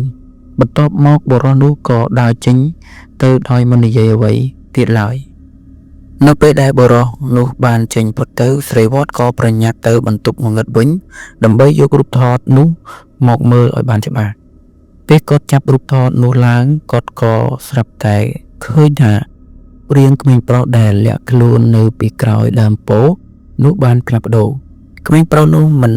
បាននៅពីក្រោយដើមពោធិ៍ទេតែក្មេងប្រុសនោះកំពុងឈរនៅពីមុខព្រះសង្ឃហើយមុខស្លេកស្លាំងនោះកំពុងញញឹមយ៉ាងចំអកហាក់បីដូចជាកំពុងនៅក្នុងបន្ទប់នោះជាមួយគាត់អញ្ចឹងស្របពេលជាមួយគ្នានោះដែរស្រីវត្តក៏ឮសំឡេងខ្សឹបពីខាងក្រោយគាត់ឥឡូវវាដល់ពេលទៅជាមួយខ្ញុំហើយស្រីវត្តក៏ស្រែកឡើងយ៉ាងខ្លាំងហើយគាត់រត់ចេញពីផ្ទះអ្នកជិតខាងបានឃើញគាត់រត់សម្ដៅទៅទិសខាងលិចទាំងស្លៀកខោខ្លីគេរកគាត់មិនឃើញទៀតឡើយប៉ុន្តែប៉ុន្មានថ្ងៃមកប្អូនស្រីរបស់គាត់បានចូលទៅក្នុងបន្ទប់ងងឹតរបស់គាត់មានតែរូបថតសខ្មៅមួយសន្លឹកប៉ុណ្ណោះដែលនៅលើតុនៅក្នុងរូបថតនោះមានព្រះសង្ឃក្មេងប្រុសតូចដែលញញឹមចំអកហើយរូបរាងរបស់ស្រីវត្តកំពុងលាក់ខ្លួននៅពីក្រោយដើមពោធិ៍នោះដែរគាត់បានក្លាយទៅជាផ្នែកមួយនៃអនុស្សាវរីយ៍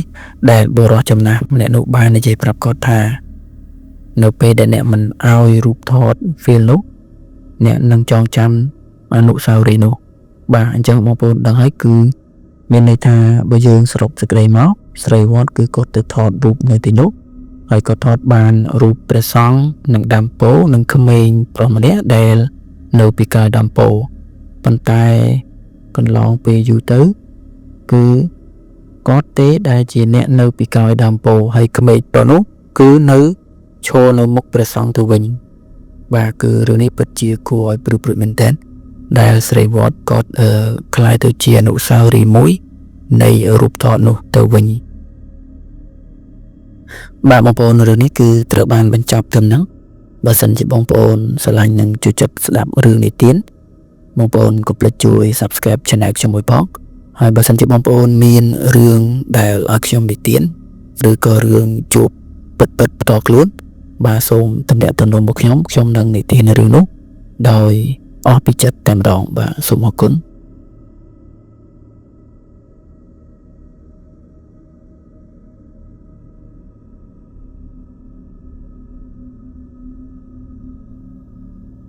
សុភ័ក្រគឺជានិស្សិតបញ្ចប់ការសិក្សាផ្នែកវិស្វកម្មសំណង់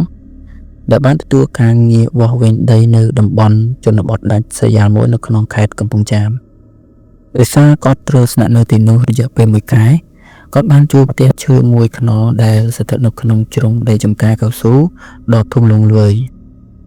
ផ្ទះនោះមានសភាពទ្រុឌទ្រោមនិងសង់អំពីឈើប្រក់ក្បឿងបុរាណហើយមានភាពស្ងាត់ស្រងប់បំផុតអ្នកភូមិនៅក្បែរនោះហាក់ដូចជាមិនចង់និយាយដល់ផ្ទះនោះឡើយម្នាក់គ្រាន់តែប្រមានដោយសំឡេងខ្សឹបថាកុំនៅយប់ជ្រៅពេកហើយកុំស្ដាប់អ្វីដែលបានឮសុភ័ក្រគឺជាមនុស្សសម័យថ្មីដែលមានជំនឿលើវិទ្យាសាស្ត្រក៏បានច្រានចោលរាល់ពាក្យទាំងអស់នោះយប់ទី1សុភ័ក្រគេងនៅក្នុងបន្ទប់ធំមួយដែលមានតែក្រែដែកចាស់ប៉ុណ្ណោះភាពងងឹតនៅទីនោះគឺក្រាស់ខុសពីធម្មតាដូចជាសេចក្តីងងឹតបានលេបត្របាក់សូម្បីតែពន្លឺព្រះខែនៅប្រហែលម៉ោង1អាធ្រាត្រខណៈដែលគាត់កំពុងគេងលង្លក់សុភ័ក្រក៏ភ្ញាក់ខ្លួនព្រឹកក្បាលដោយសំឡេងមួយវាគឺជាសំឡេងក្មេងយំខ្សឹបហាក់ដូចជាចេញមកពីជន់ខាងក្រោមឬកន្លែងណាមួយនៅក្នុងផ្ទះនោះតែម្ដងសំឡេងយំនេះមិនលឺខ្លាំងទេតែបង្កប់ដោយក្តីជឿចាប់មិនអស់សុភ័ក្រស្ទុះក្រោកភ្លាមបើកទ្វារបន្ទប់ហើយដើរសំដៅចុះទៅតាមជណ្ដើរឈើដែលមិនលឺសំឡេងគ្រុបនៅពេលទៅដល់ក្រោមសំឡេងក៏បានស្ងាត់ឈឹងគាត់បើកពិលពិនិត្យមើលជុំវិញផ្ទះទាំងមូលប៉ុន្តែរកមិនឃើញអ្វីក្រៅពីភាពស្អាតទៅទៀតប្រហែលជាសំឡេងសត្វអ្វីមួយគាត់គិតក្នុងចិត្តហើយក៏ត្រឡប់ទៅគេងវិញនៅយប់បន្ទាប់ក្រោយពីសុភ័ក្របានបិទភ្លើងហើយភាពត្រជាក់ស្រេបមួយបានរំកិលចូលមកក្នុងបន្ទប់គាត់ទាំងដែលអាកាសធាតុខាងក្រៅក្តៅហែងបន្តិចក្រោយមកសំឡេងយំខ្សឹបនោះក៏ចាប់ផ្ដើមឡើងម្ដងទៀតតែលើកនេះវាកាន់តែជិតមកខាងមុខវាហាក់បីដូចជានៅពីក្រោយជញ្ជាំងបន្ទប់គាត់តែម្ដងព្រាមនោះសំឡេងមួយទៀតក៏លេចឡើងនោះគឺជាសំឡេងម៉ាស៊ីនដេរចាស់មួយកំពុងដំណើរការសំឡេងនោះលាន់ឮចេញពីបន្ទប់ទទេដែលស្ថិតនៅទល់មុខបន្ទប់របស់គាត់សុភ័ក្រដឹងច្បាស់ថាផ្ទះនេះគ្មានអ្នកណានៅក្រៅពីគាត់ទេពេលនោះគាត់ได้ស្ដាប់ដោយត្រចៀកទាំងពីរក្លិនធូបក្រអូបចម្លែកមួយបានហុយចូលមកតាមខ្យល់បក់តិចភាពភ័យខ្លាចចូលមកដល់ជំនួសការសង្ស័យគាត់សម្រេចចិត្តថានឹងមិនបើកទ្វារឡើយរហូតដល់ព្រឹកឡើងសំឡេងដេរនោះនៅតែបន្តរហូតដល់ម៉ោង 4 ជិតភ្លឺទើបស្ងប់ស្ងាត់ទៅវិញនៅយប់ទី3មុនចូលគេងសុភ័ក្របានរៀបចំកាបូបរបស់គាត់រួចជាស្រេចដោយមានបំណងចាក់ចេញនៅព្រឹកស្អែកតែម្ដងប្រហែលពាក់កណ្ដាលអាធ្រាត្រសំឡេងម៉ាស៊ីនដេរនោះក៏លាន់លឺឡើងជាថ្មីលើកនេះវាលឿនជាងលឺខ្លាំងជាងនិងហាក់បីដូចជាកំពុងនៅក្នុងបន្ទប់របស់គាត់ទៅវិញសំឡេងយំក៏ប្រែក្លាយទៅជាសំឡេងធ្ងររៀបរាប់ដោយការសោកសៅខ្លាំងត្រជាក់ណាស់កូនខ្ញុំត្រជាក់ណាស់សុភ័ក្រស្រវាចាប់ទូរស័ព្ទដៃដើម្បីបើកពិលតែទូរស័ព្ទដៃក៏អស់ថ្មភ្លាមក្នុងភាពងងឹតគាត់ក៏មើលឃើញស្រមោលពណ៌សមួយកំពុងអង្គុយនៅជើងកែរបស់គាត់ដោយខ្លាចរហូតដល់ញ័រខ្លួនគាត់ក៏ប្រមូលកម្លាំងរត់ចេញពីបន្ទប់ហើយដើរជាន់ទៅលើវត្ថុទន់មួយនៅតាមផ្លូវ ចុះចិនដាពេលចូលមកដល់ជាន់ក្រោមគាត់ក៏បានឃើញនៅទិដ្ឋភាពដ៏រន្ធត់នៅកណ្ដាលផ្ទះដែលមានពន្លឺខែចាំងចូលតាមបង្អួចស្ត្រីវ័យចំណាស់ម្នាក់ដែលកំពុងស្លៀកពាក់សម្លៀកបំពាក់ខ្មែរបុរាណអូសដែលរហែកបានអង្គុយនៅមុខម៉ាស៊ីនដេរដ៏ធំច្រេះស៊ីដៃនាងកំពុងបង្វិលកង់ម៉ាស៊ីនយ៉ាងលឿនតែគ្មានសរសៃអំបោះអ្វីទាំងអស់មុខនាងគឺស្លេកស្លាំងសក់វែងបួងឡើងធូររលុងភ្នែកទាំងពីររបស់នាងគឺធំបានហូរឈាមចុះមកលើសម្លេងមួយដុំ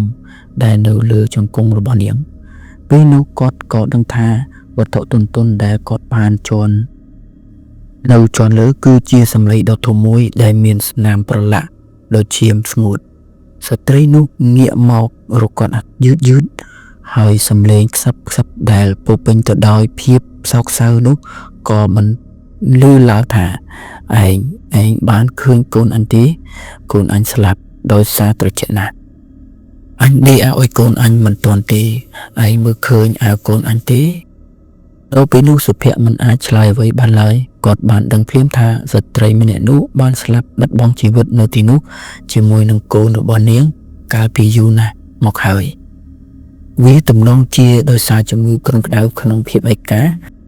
គាត់ដឹងថានាងនៅតែជាប់គាំងនឹងការស្ដាយក្រោយមិនអាចដេកឲ្យកូនរបស់គាត់ទាន់ដោយបាត់បង់ស្មារតីសុភ័ក្ររត់សម្ដៅទៅមកទ្វារធំហើយរុញវាឡើងយ៉ាងលឿនខណៈដែលគាត់រត់ចេញទៅក្នុងភាពងងឹតនៃចំការកៅស៊ូសំឡេងធ្ងន់យំនិងសំឡេងម៉ាស៊ីនដេរក្រឹកនៅតែលាន់ឮតាមពីក្រោយគាត់ឥតឈប់ឈរសុភ័ក្ររត់ទាំងក្បាលត្រង់រហូតដល់ព្រឹកទៅដល់ផ្ទះអ្នកភូមិនៅក្បែរនោះទាំងគ្មានកម្លាំងគាត់បានចាក់ចេញពីតំបន់នោះភ្លាមនៅថ្ងៃនោះដោយទុកចោលសម្ភារៈទាំងអស់នៅក្នុងផ្ទះឈើដ៏ចំណាស់នោះរហូតមកដល់សប្តាហ៍នេះផ្ទះឈើនោះនៅតែឈរស្ងៀមស្ងាត់គ្មាននរណាហ៊ានដើរចូលជិតឡើយគេថានៅរៀងរាល់ពាក់កណ្ដាលអាធ្រាត្រគេនៅតែឮសំឡេងម៉ាស៊ីនដេរបន្លឺឡើងនៅក្នុងផ្ទះនោះជាសំឡេងដេរអាវដែលគ្មានថ្ងៃហើយស្រេចរបស់អ្នកម្ដាយដែលកំពុងរកកូនមិនឃើញ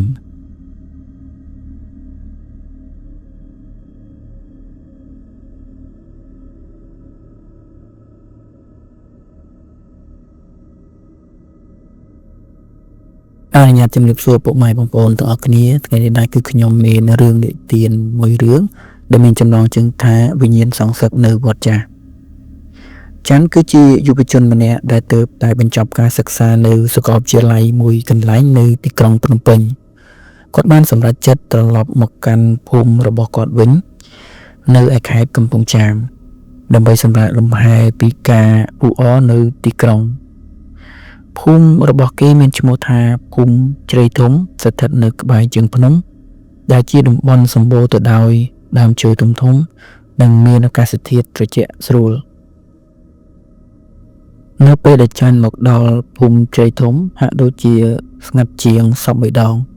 សូម្បីតែក្មេងៗក៏មិនសូវឃើញរត់លេងនៅទីធ្លានោះដែរអ្វីដែលទាក់ទាញចំណាប់អារម្មណ៍របស់ច័ន្ទខ្លាំងបំផុតនោះគឺវត្តអារាមចាស់បុរាណមួយដែលគេធ្លាប់ឃើញតាំងពីតូចតែនៅពេលនេះវត្តនោះហាក់ដូចជាទ្រុឌទ្រោមនិងមានសភាពកាន់តែគួរឲ្យខ្លាចវត្តនោះគ្មានព្រះសង្ឃគង់នៅទេតាំងពីច្រើនទសវត្សរ៍មកហើយដោយសារតែពាក្យចចាមរាមតគ្នាថាគេហៅវត្តនោះថាជាវិហារខ្មោចច័ន្ទស្នាក់នៅផ្ទះមីងស្រីដែលជាម្ដាយមីងរបស់គេជាស្ត្រីម្នាក់ដែលគោរពជំនឿនិងមានការប្រុងប្រយ័ត្នខ្ពស់មីងស្រីហេតុអ្វីបានជាភូមិយើងស្ងាត់ម្ល៉េះហើយវត្តចាស់នោះកាន់តែមើលទៅគួរឲ្យព្រឺសម្បុរទៅទៀតច័ន្ទសួរទាំងមិនអស់ចិត្តពេលកំពុងអង្គុយលំហែអារម្មណ៍នៅលើក្រែក្រោមផ្ទះរបស់គាត់អ្នកមីងស្រីក៏ស្ទុះរត់ទៅបិទទ្វារបង្អួចយ៉ាងលឿនទោះបីជាពេលនោះទើបតែម៉ោង 4 ល្ងាចក៏ដោយនាងងាកមើលទៅច័ន្ទហើយទឹកមុខស្លេកស្លាំងច័ន្ទកូនប្រុសមីងសុំផ្ដាំនៅភូមិយើងនេះមានរឿងចម្លែកកើតឡើងជាញឹកញាប់មីងស្រីក៏ខ្សឹបប្រាប់ទៅច័ន្ទថាក្រោយថ្ងៃលិចកូនកុំដើរទៅជិតវត្តនោះឲ្យសោះគេថាមានវិញ្ញាណកាចសាហាវនៅទីនោះ ច័ន្ទជាអ្នករៀនសូត្របានតែញញឹមហួសចិត្តគេគិតថារឿងខ្មោចព្រាយជាជំនឿតគ្នាមិញកុំជឿរឿងឯណាប្រេះផ្ដាស់អីខ្ញុំរៀនចប់ដល់ថ្នាក់បញ្ញាបត្រហើយខ្ញុំមិនខ្លាចរឿងអបិយជំនឿអីទេកន្លែងនេះគឺច័ន្ទគិតថាខ្លួនរៀនដល់បញ្ញាបត្រហើយគឺអត់ខ្លាចខ្មោចទេប៉ុន្តែខ្មោចអត់គិតថារៀនចប់បរិញ្ញាបត្រឬមិនបរិញ្ញាបត្រទេណាច័ន្ទនៅល្ងាចដដែលនោះលោកតាហេងដែលជាអ្នកភូមិចំណាស់ជាងគេជាអ្នកថែរក្សាវត្តនោះតែមិនចង់ឲ្យក្មួយប្រមាថទេលោកតាហេងនិយាយដោយទឹកមុខមើងម៉ាត់លោកតាខ្ញុំគ្រាន់តែចង់ដឹងការពិតប៉ុណ្ណោះតើមានរឿងអ្វីកើតឡើងនៅទីនោះឲ្យពិតប្រាកដច័ន្ទសួរដោយក្តីគោរពលោកតាហេងដកដង្ហើមធំរួចក៏ចាប់ផ្ដើមរៀបរាប់ប្រាប់កាលពីមុនវត្តនេះឈ្មោះថាវត្តបទុមវាត្រូវបានកសាងឡើងតាំងពីសម័យដើមតែប្រហែលជា50ឆ្នាំមុនមានរឿងរ៉ាវសោកនាដកម្មមួយបានកើតឡើងគាត់ផ្អាកបន្តិចហាក់ដូចជាពិបាកនឹងនិយាយមាននារីម្នាក់ឈ្មោះម៉ាលី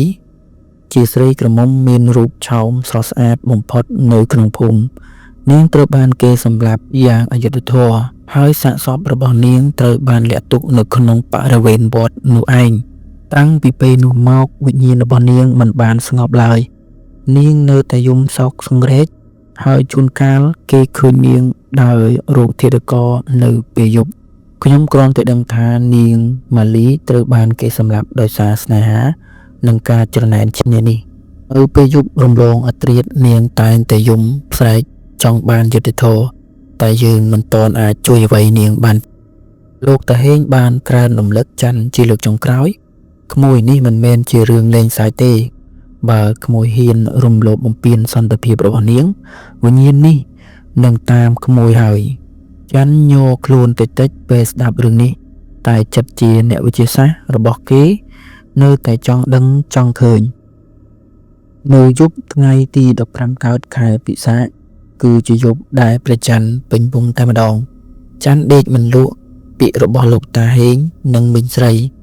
នៅតែលងបន្លាចនៅក្នុងគំនិតរបស់គេសម្រេចចិត្តថាត្រូវតែទៅទីនោះដើម្បីបញ្ជាក់ពីការពិត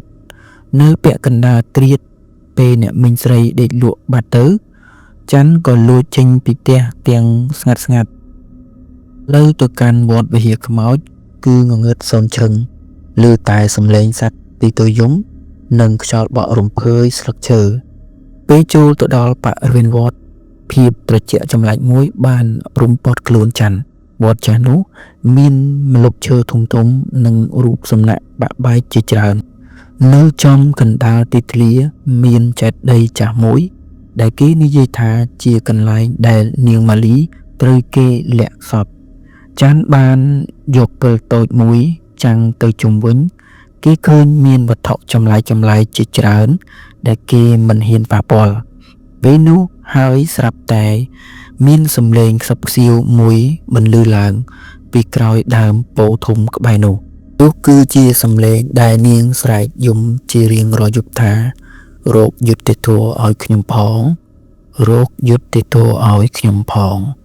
សំឡេងនោះស្រទន់តែពោពេញដោយការឈឺចាប់ច័ន្ទរឹងខ្លួនដូចជាដុំថ្មគេព្យាយាមគិតបែបវិទ្យាសាស្ត្រប្រហែលជាសំឡេងសត្វឬសំឡេងខ្យល់ហើយសំឡេងនោះកាន់តែលឺច្បាស់ទៅហើយពេលនេះវាលាន់លឺពីគ្រប់ទិសទីច័ន្ទព្យាយាមរត់តែជើងរបស់គេហាក់ដូចជាមានអ្វីចាប់ជាប់បាត់ទៅហើយ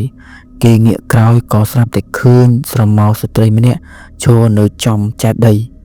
នាងស្លៀកពាក់ឈុតប្រពៃណីខ្មែរព្រាលសក់វែងអន្លាយបាំងមុខគេមិនអាចមើលឃើញមុខរបស់នាងបានច្បាស់តែគេដឹងថានាងកំពុងតែយំភ្នែករបស់នាងហាក់ដូចជាភ្លឺថ្លាដូចជាត្បូងពេលនោះច័ន្ទក៏បានរត់ចេញពីទីនោះវិញបានទាំងដង្ហក់ហើយបានត្រឡប់មកដល់ផ្ទះវិញទាំងញ័រពេញខ្លួនគេមិនបាននិយាយរឿងនេះប្រាប់អ្នកមីងទេព្រោះគេខ្លាចគាត់ភ័យតាំងពីយប់នោះមកច័ន្ទចាំផ្ដើមមានសុបិនអាក្រក់រាល់យប់ក្នុងសុបិនគេឃើញទិដ្ឋភាពបង្ហូរឈាមមួយនាងម៉ាលីត្រូវគេចាប់ចងហើយមានបរិសម្នាក់ពាក់ម៉ាស់ បិទបាំងមុខកំពុងតែព្យាយាមបង្ខំនាងពេលនាងទប់ទល់នឹងបុរសនោះក៏យកកាំបិតមកចាក់នាងយ៉ាងសាហាវសំឡេងស្រែកយំរបស់នាងលាន់ឮពេញសុបិនរបស់ច័ន្ទពេលភ្ញាក់ឡើងច័ន្ទតែងតែស្រែកហើយញើសជោគពេញខ្លួនអ្វីដែលកាន់តែចម្លែកនោះគឺគេតែងតែឃើញភក់ដីពណ៌ក្រហមប្រឡាក់ទៅលើមុងឬកន្សែងពោះគោរបស់គេទោះបីជាផ្ទះគេស្អាតក៏ដោយគេយល់ថាវិញ្ញាណរបស់ម៉ាលីកំពុងតែព្យាយាមតាក់ទងគេច័ន្ទបានសម្រេចចិត្តទៅសុំជំនួយពីលោកតាហេងច័ន្ទបានប្រាប់រឿងរ៉ាវទាំងអស់ដែលគាត់បានជួបប្រទះទៅលោកតាហេងមិនភ្ញាក់ផ្អើលទេព្រោះលោកបានដឹងតាំងពីយូរមកហើយថាវិញ្ញាណនោះកំពុងតែរកយុត្តិធម៌តាក៏ធ្លាប់ជួបនាងដែរក្មួយតែនាងឲ្យតាមើលឃើញតែរូបភាពព្រាលប៉ុណ្ណោះនាងម៉ាលីកំពុងតែប្រើក្មួយជាអ្នកតំណាងដើម្បីលាតត្រដាងការពិតលោកតាហេងបានពន្យល់លោកតាហេងបានយកកំណត់ហេតុចាស់ដែលលោកបានកត់ត្រាទុកតាំងពីសម័យនោះមកបង្ហាញច័ន្ទកំណត់ហេតុនោះមាននិយាយអំពីការបាត់ខ្លួនរបស់នាងម៉ាលីនិងការស៊ើបអង្កេតរបស់អាជ្ញាធរនៅសម័យនោះសេចក្តីសង្ខេបក្នុងកំណត់ហេតុនាងម៉ាលីគឺជាគូដណ្ដឹងរបស់លោកតាម៉ឺនវ៉ាន់ឌីដែលជាកូនប្រុសរបស់មេឃុំដ៏មានអំណាចតែនាងមិនបានស្រឡាញ់លោកវ៉ាន់ឌីទេ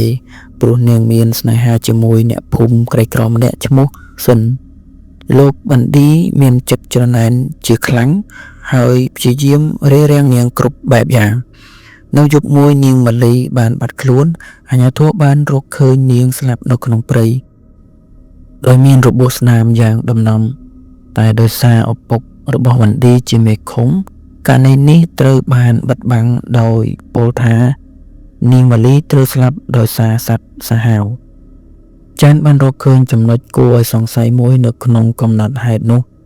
វាមាននិយាយថាមុនពេលនាងបាត់ខ្លួននាងម៉ាលីបានពាក់ខ្សែដៃមាសមួយដែលជាកេរដំណែលពីម្ដាយនាងតែនៅពេលរកឃើញសាកសពខ្សែដៃនោះបានបាត់ទៅហើយយប់បន្ទាប់ច័ន្ទបានត្រឡប់ទៅវត្តវិហារខ្មោចម្ដងទៀតលើកនេះទៅជាមួយលោកតាហេងដែលកាន់គម្ពីរធម៌ចាស់មួយពេលពួកគេទៅដល់ច័ន្ទបាននិយាយទៅកាន់នាងម៉ាលីខ្ញុំដឹងថានាងនៅទីនេះខ្ញុំចង់ជួយអ្នកឲ្យទទួលបានយុត្តិធម៌តើខ្សែដៃមាសនោះនៅឯណាតើអ្នកណាជាអ្នកសម្លាប់នាងភ្លាមនោះខ្យល់បោកបក់យ៉ាងខ្លាំងរហូតដល់ដើមឈើធំក្បែរនោះរំជួយស្រមោលពណ៌សមួយបានលេចរូបរាងឡើងនៅចំពីមុខច័ន្ទលើកនេះនាងម៉ាលីហាក់ដូចជាបង្ហាញមុខរបស់នាងបន្តិចនាងមានមុខមាត់ស្រស់ស្អាត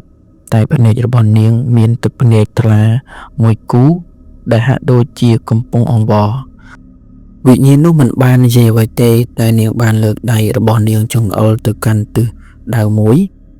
នោះគឺជាផ្ទះរបស់លោកវ៉ាន់ឌីដែលបច្ចុប្បន្នត្រូវបានកូនរបស់គាត់បោះបង់ចោលដោយសារខ្លាចវិញ្ញាណរបស់នាងម៉ាលីលោកតាហេងបានប្រាប់ច័ន្ទថាកន្លែងដែលនាងចង្អុលគឺជាផ្ទះឃាតករហើយក្មួយត្រូវទៅទីនោះដើម្បីរកភស្តុតាងចុងក្រោយលុះព្រឹកឡើងច័ន្ទនិងលោកតាហេងបានទៅផ្ទះចាស់របស់លោកវ៉ាន់ឌីផ្ទះនោះជាផ្ទះឈើធំមួយតែត្រូវបានបោះបង់ចោលយូរមកហើយនៅក្នុងផ្ទះនោះមានភាពងងឹតនិងមានសភាពអាប់អួរយ៉ាងខ្លាំងពួកគេបានពិនិត្យមើលគ្រប់បន្ទប់តែរកមិនឃើញអ្វីគួរឲ្យសង្ស័យឡើយក្មួយច័ន្ទវិញ្ញាណរបស់នាងម៉ាលីមិនចង្អុលមកទីនេះលេងទេលោកតាហេងនិយាយទាំងញើសជោគខ្លួនច័ន្ទនឹកឃើញដល់សុបិនអាក្រក់របស់គេក្នុងសុបិនគេឃើញបរិសនោះពាក់ម៉ាស់ហើយលាក់អ្វីម្យ៉ាងនៅក្រោមដីគេក៏ចាប់ដើមជីកនៅក្រោមបង្អួចនៃបន្ទប់គេចាស់របស់លោកវ៉ាន់ឌីក្រោយពីជីកបានបន្តិចគេក៏ប៉ះចំវត្ថុរឹងមួយវាគឺជាកញ្ចប់សំពត់ចាស់មួយដែលត្រូវបានចងយ៉ាងណែនពេលច័ន្ទស្រាយកញ្ចប់នោះគេក៏ឃើញខ្សែដៃមាសមួយគូភ្លឺចាញ់ចាំងវាគឺជាខ្សែដៃរបស់នាងម៉ាលីជាមួយគ្នានោះដែរគេក៏បានឃើញកំបិតចាស់ច្រេះស៊ីមួយដែលមានស្នាមប្រឡាក់ពណ៌ក្រហមស្ងួតក្រាំងជាប់នៅនឹងគល់ដង នេះហើយនេះជាផុសតាងច័ន្ទស្រែកដោយក្តីរំភើបលាយឡំនឹងភាពភ័យខ្លាចការរកឃើញខ្សែដៃមាសនិងកំបិតនោះមានបញ្ជាក់យ៉ាងច្បាស់ថាលោកវ៉ាន់ឌីដែលបច្ចុប្បន្នបានស្លាប់ទៅហើយដោយសារជំងឺគឺជាធាតុករដែលបានសម្លាប់នាងម៉ាលីច័ន្ទនិងលោកតាហេងបានយកខ្សែដៃនោះទៅវត្តវិហារខ្មោចវិញហើយបានរៀបចំពិធីបង្សុកូលនិងរាប់បាតធំមួយជូនវិញ្ញាណនាងម៉ាលីព្រះសង្ឃដែលបានមកពីវត្តក្បែរនោះបានសូត្រមន្តឧទ្ទិសកុសលដល់នាងនៅពេលដែលព្រះសង្ឃបានសូត្រធម៌ស្រាប់តែមានខ្យល់បក់រំភើយ៉ាងត្រជាក់មួយបានបក់ចំចេតិយនោះក្នុងនោះហាក់ដូចជាការដកដង្ហើមដ៏ធំមួយនិងការពេញចិត្តច័ន្ទមានអារម្មណ៍ថាភាពត្រជាក់និងភាពភ័យខ្លាចដែលហ៊ុំព័ទ្ធនោះបានរលាយបាត់អស់ទៅហើយគេមានអារម្មណ៍ថាវិញ្ញាណរបស់នាងម៉ាលីពិតជាបានស្ងប់និងបានទៅកាន់សុគតិភពទៅហើយបន្ទាប់ពីពិធីបុណ្យនោះបានចប់ភូមិជ្រៃធំក៏បានត្រឡប់មកមានភាពអ៊ូអរឡើងវិញ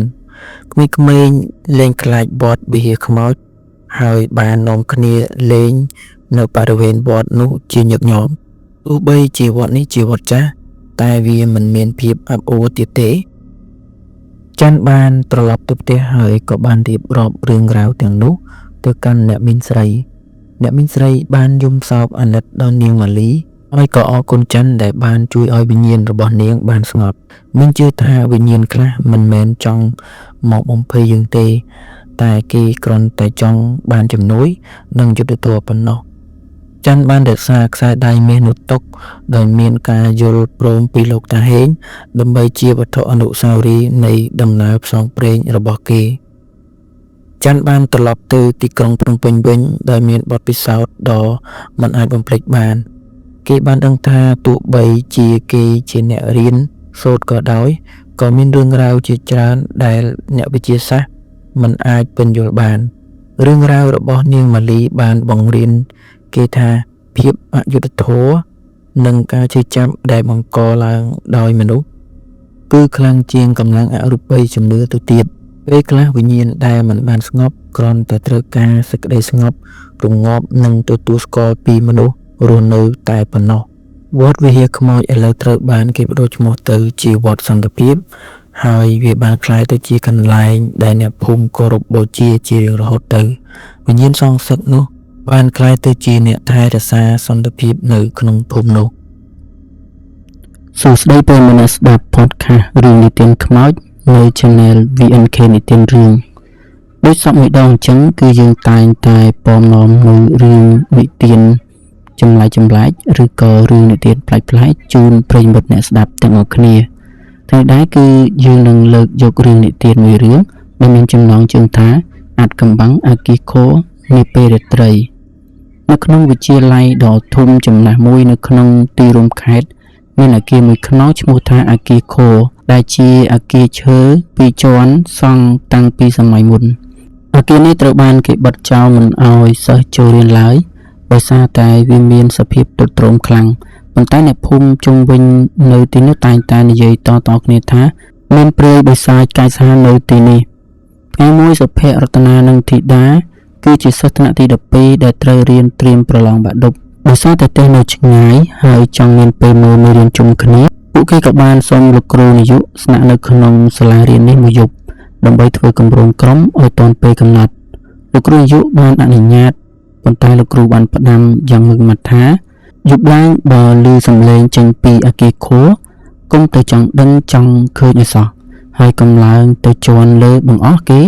នៃអគារនោះម្នាក់ឯងនៅពេលយប់អត្រាតនៅម៉ោង11យប់សាលារៀនទាំងមូលងងឹតស្លុបតែមានពន្លឺអំពូលម៉ែត្រមួយនៅក្នុងបន្ទប់ពួកគេតែប៉ុណ្ណោះគណៈពេលដែលកំពុងមើលមេរៀនយ៉ាងស្ងប់ស្ងាត់ស្រាប់តែមានសំឡេងម្យ៉ាងលឺចេញពីជាន់ខាងលើសំឡេងដូចមាននរណាលេងគ្រប់ឃ្លីនៅលើឥដ្ឋការ៉ូរតនាសាចហើយនិយាយលេងថាប្រហែលជាកណ្ដុរលេងឃ្លីហើយទេដឹងឬក៏ខ្មោចសិស្សចំនួនមុនចង់រៀនជាមួយយើងដែរទីដែរបានបន្ទោថាកុំនិយាយលេងសាច់ផ្ដេសផ្ដាស់រតនាទីនេះស័ក្តិសិទ្ធិណាស់មិនយូរប៉ុន្មានសំឡេងនោះកាន់តែលឺខ្លាំងឡើងរហូតដល់លឺសំឡេងដូចមនុស្សអូសកៅអី សម្លេងនោះអូចុះអូឡើងឮចំពីលើក្បាលពួកគេតែម្ដងដោយសារភាពឆ្ងល់និងចង់បង្ហាញថាខ្លួនមិនខ្លាចសុភ័ក្របានកាន់ពិលរួចបបួលមិត្តភក្តិទាំងពីរឡើងទៅលើខត់យ៉ាងណាក៏ពួកគេនៅតែមិនស្ដាប់ពួកគេដើរឡើងចណ្ដើរឈើហើយឮសូរសំឡេងគ្រឹតរាល់ពេលដែលជន់ពីលើនៅពេលទៅដល់ជន់លើបរិយាកាសកាន់តែត្រជាក់ស្រេបតាមរយៈពន្លឺពិលពួកគេបានឃើញបន្ទប់រៀនមួយដែលបើកទ្វារចំហបន្តិចនៅពេលរុញទ្វារចូលទៅពួកគេឃើញកៅអីមួយកំពុងងើយដោយខ្លួនឯងដូចជាមានមនុស្សទៅតែងើបចេញពីទីនោះបន្តិចនោះពិលរបស់សុភ័ក្រចាប់ផ្ដើមភ្លេចនៅក្នុងភាពងងឹតនោះពួកគេបានឃើញស្រមោលសិស្សស្រីម្នាក់ឆ្លៀកពាក់ឯកសណ្ឋានសាលាអាវសសំពត់ខៀវអង្គុយនៅតុចុងគេបង្អស់និងកំពុងអោនមុខសរសេរអ្វីម្យ៉ាងលឿនធីតាភ័យដល់ថ្នាក់យំស្រីម្នាក់នោះងើបមុខឡើងយឺតប៉ុន្តែអ្វីដែលរំភើបបំផុតនោះគឺនាងគ្មានភ្នែកឡើយមានតែប្រហោងខ្មៅងងឹតនិងឈាមហូរស្រក់លើសៀវភៅនាងលើកដៃដែលស្លេកស្លាំងចង្អុលមកពួកគេរួចនិយាយដោយសំឡេងស្អកសំឡេងនេះនិយាយថាជួយរកឲ្យខ្ញុំផងពួកគេទាំង3នាក់រត់ត្រឡប់មកបន្ទប់វិញយ៉ាងលឿនរួចបិទទ្វារចាក់សោជិតឈឹងយប់នោះគ្មាននរណាម្នាក់ហ៊ានគេងលក់ឡើយពួកគេសូត្រធម៌យំផងរហូតដល់ភ្លឺព្រឹកឡើងពួកគេបានទៅជួបលោកគ្រូនិងសន្តិសុខដែលនៅទីនោះយូរឆ្នាំបន្ទាប់ពីស្ដាប់រឿងរ៉ាវរួចលោកគ្រូដកដង្ហើមធំរួចនាំពួកគេទៅកាន់ជញ្ជាំងចាស់នៅខាងក្រោយអគារខូទីនោះមានកន្លែងមួយដែលដីហាក់ដូចជាខុបចូលក្នុងលោកគ្រូប្រាប់ថាកាលពី20ឆ្នាំមុនមានសិស្សស្រីម្នាក់ឈ្មោះសុចិតាជាសិស្សស្រីពូកែណាស់ប៉ុន្តែត្រូវគេសម្លាប់ប្លន់យកគ្រឿងអលង្ការរួចសពរបស់នាងលាក់នៅក្នុងបរិវេណសាលានេះរហូតមកដល់ពេលនេះគេនៅមិនទាន់រកសពនាងឃើញដើម្បីធ្វើបុណ្យឲ្យបានត្រឹមត្រូវនៅឡើយទេដោយសារមានការសហការពីសមាជិកនិងសាលាគេបានកាយដីនៅចំណុចនោះហើយក៏រកឃើញគ្រូឆ្អឹងសិស្សស្រីនោះមែនព្រមទាំងមានការសម្គាល់ខ្លួនសិស្សទៀតផងបន្ទាប់ពីធ្វើបុណ្យឧទ្ទិសកុសលរួចរាល់យប់មួយសុភ័ក្របានយកសុបិនឃើញសុចិតានិងបានរួចសៀវភៅមួយក្បាលឲ្យគេនៅក្នុងនោះសរសេរថាអរគុណមិត្តភក្តិដែលជួយខ្ញុំឲ្យបានត្រឡប់ទៅផ្ទះវិញចាប់ពីពេលនោះមកសំឡេងក្រកឃ្លីនិងសំឡេងអូសកៅអីនៅសាលារៀននោះក៏បាត់ស្រមោលជារៀងរហូតអនុញ្ញាតជម្រាបសួរពុកម៉ែបងប្អូនទាំងអស់គ្នាដែលនិយមជួយចិត្តស្ដាប់រឿងនិទាន VNK ទាំងអស់គ្នាដោយសពមួយដងអញ្ចឹងយើងខ្ញុំតែងតែពំនៅរឿងនិទានថ្មីក៏ដូចជារឿងនៅក្នុងសង្គមដែលបងប្អូនតែងតែបានជួបនឹងរឿងពិតជាច្រើនដែលជារឿងអបិយជំនឿនិងខ្មោចព្រាយបិសាចបែកគ្នាមួយរយៈទំនេះតើបងប្អូនសុខសប្បាយចិត្តទេបើសិនជាសុខទុក្ខយ៉ាងណាអីសូមខមមិននៅក្នុងនេះឲ្យខ្ញុំបានដឹងផងចំណែកខ្ញុំគឺសុខទុក្ខធម្មតាទេកុំឲ្យខាត់ពេលយូរយើងចូលទៅសាច់រឿងយើងវិញម្ដងនេះគឺជារឿងពិតមួយនៅក្នុងខេត្តរតនគិរីវិបុលសុខានិងភិរមគឺជាមិត្តភក្តិជិតស្និទ្ធនឹងគ្នា3នាក់ដែលជួយចិត្តដើរកម្សាន្តបែបផ្សងព្រេងក្នុងឱកាសឈប់សម្រាកពួកគេបានសម្រេចចិត្តជួលឡាន11គ្រឿងដើម្បីធ្វើដំណើរទៅកាន់តំបន់ដាច់ស្រយាលមួយនៅក្នុងខេត្តរតនគិរីដែលមានភ្ញៀវទេសចរទៅដល់ទីនោះមិនច្រើនទេនៅពេលដែលវិបុលសុខានិងភិរមបានទៅដល់ភូមិជនជាតិដើមភាគតិចមួយនៅជើងភ្នំមេឃក៏ចាប់ផ្ដើមងងឹតស្លុបមេភូមិនៅភូមិនោះបានប្រាប់វិបុលសុខានិងភិរមថាយប់នេះកុំបន្តដំណើរទៅមុខទៀតអីសម្រាប់នៅទីនេះសិនហើយដោយសារតែវិបុលសុខានិងភិរមទៅលើកនេះគឺចំពេលដែលយប់ដែលគេសែនអ្នកតាភ្នំនៅព្រៃខាងមុខមិនមែនជាកន្លែងដែលមនុស្សគួរទៅរំខាននៅពេលយប់ទេប៉ុន្តែដោយសារភាពក្មេងខ្ចីនិងជឿជាក់លើបច្ចេកវិទ្យា GPS ពួកគេគ្រាន់តែសើចហើយបន្តបើកឡានចូលទៅក្នុងព្រៃជ្រៅដើម្បីទៅរកកន្លែងបោះតង់តាមផែនការបន្ទាប់ពីបើកឡានអស់រយៈពេលប្រហែលជា2ម៉ោងពួកគេចាប់ផ្ដើមមានអារម្មណ៍ចម្លែកផ្លូវដែលពួកគេកំពុងបើកហាក់ដូចជាវិលជុំវិញកន្លែងដដែល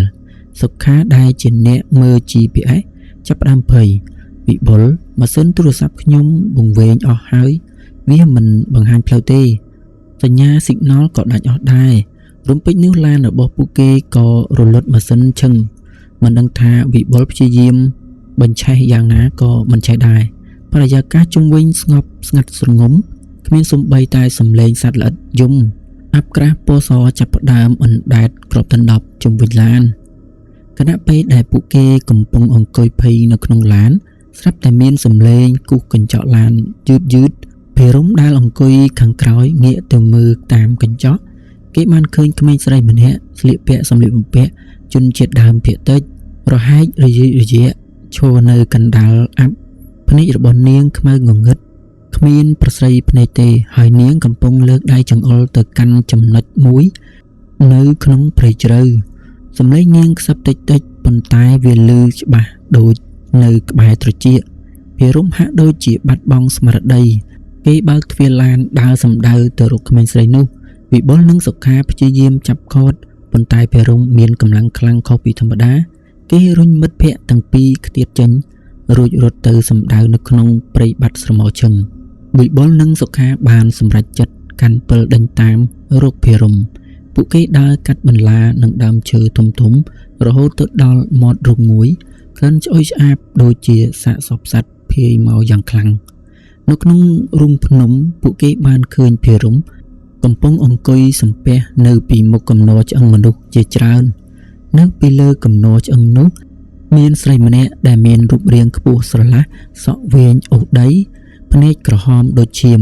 នាងគឺជាធ្មប់ព្រៃដែលអ្នកភូមិតែងតែខ្លាចរអានាងកំពុងសូត្រមន្តម្យ៉ាងដើម្បីបឺតយកព្រលឹងរបស់ភេរមវិបុលនឹកឃើញពាក្យមេភូមិថាយប់នេះជាយប់សែនអ្នកតាពេលក៏ដកដេចកេះចេញមកហើយដុតមែកឈើងាប់ដើម្បីធ្វើជាភ្លើងគេដឹងថាពួកវិញ្ញាណអាក្រក់ក្នុងព្រៃខ្លាចភ្លើងដែលកើតឡើងពីការសូត្រធម៌ឬភ្លើងដែលផ្ដល់ពន្លឺវិបុលនិងសុខាស្រែកសូត្រមន្តគុណព្រះពុទ្ធយ៉ាងខ្លាំងរួចក្រវែងមែកឈើដែលមានភ្លើងទៅលើធ្មប់នោះវាស្រែកយំយ៉ាងរន្ធត់ព្រោះពន្លឺភ្លើងនិងសំឡេងធម៌បានកាត់ផ្ដាច់មន្តអាគមរបស់វារូបរាងដ៏ស្អាតបាតរបស់វាបានប្រែក្លាយទៅជាខ្មៅខ្លោចរួចក៏ហក់រត់ចូលទៅក្នុងជម្រៅនៃរូងភ្នំភេរមបានដឹងខ្លួនវិញទាំងសភាពល្អិតល្ហីពួកគេទាំង3នាក់ប្រញាប់រត់ត្រឡប់មកឡានវិញអ្វីដែលគួរឲ្យភ្ញាក់ផ្អើលឡានដែលធ្លាប់តែខូចបែរជាបញ្ឆេះចេះភ្លាមតែម្ដងពួកគេបើកឡានត្រឡប់មកដល់ភូមិវិញទាំងព្រលឹងចុងសក់មេភូមិអង្គុយរងចាំពួកគេទាំងញញឹមដោយសារតែមេភូមិបានប្រាប់ហើយប៉ុន្តែពួកគេមិនបានស្ដាប់មេភូមិឡើយមេភូមិបានប្រាប់ថា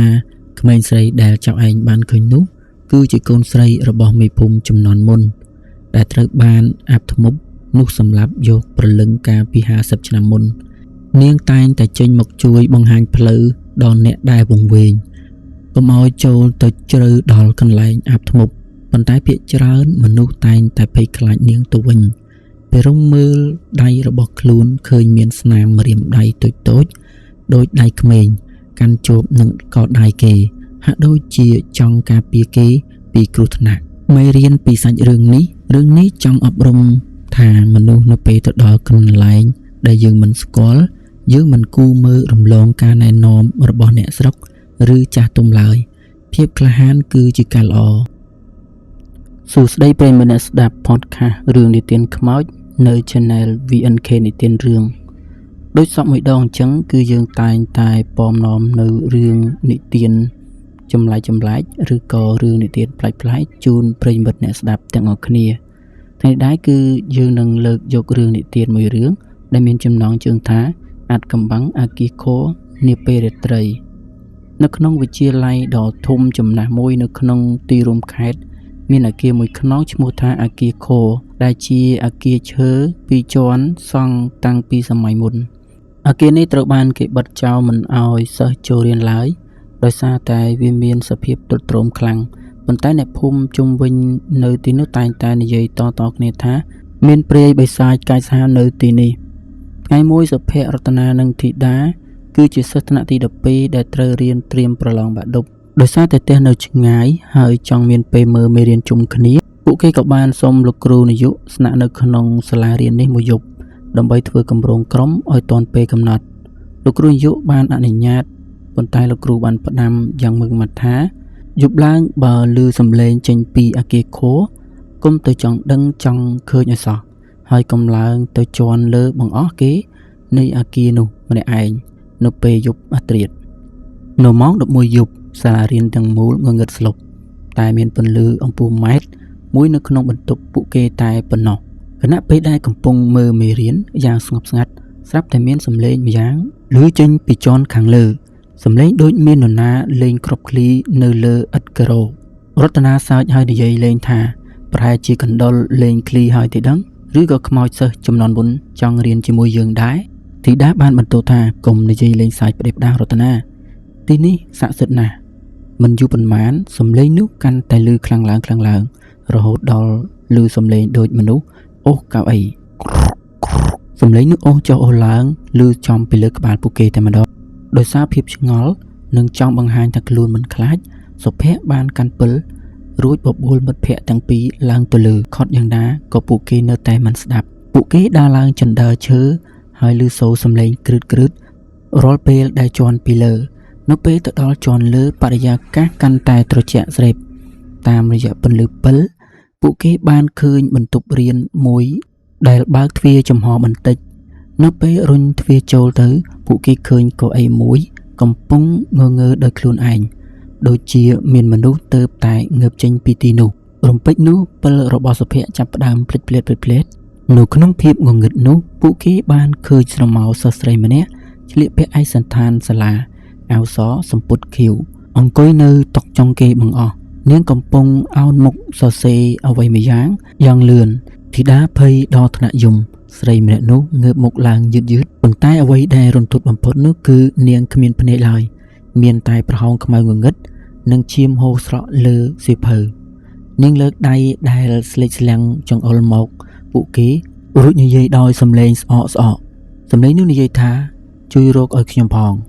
ពួកគេទាំង3នាក់រត់ត្រឡប់មកបន្ទប់វិញយ៉ាងលឿនរួចបិទទ្វារចាក់សោចិត្តឈឹងយប់នោះគ្មាននរណាម្នាក់ហ៊ានគេងលក់ឡើយពួកគេសូត្រធម៌យំផងរហូតដល់ភ្លឺព្រឹកឡើងពួកគេបានទៅជួបលោកគ្រូនិងសន្តិសុខដែលនៅទីនោះយូរឆ្នាំបន្ទាប់ពីស្ដាប់រឿងរ៉ាវរួចលោកគ្រូដកដង្ហើមធំ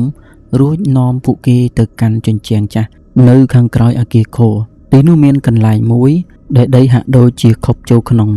លោកគ្រូប្រាប់ថាកាលពី20ឆ្នាំមុនមានសិស្សស្រីម្នាក់ឈ្មោះសុចិតាជាសិស្សស្រីពូកែណាស់ប៉ុន្តែត្រូវគេសម្លាប់ប្លន់យកគ្រឿងអលង្ការ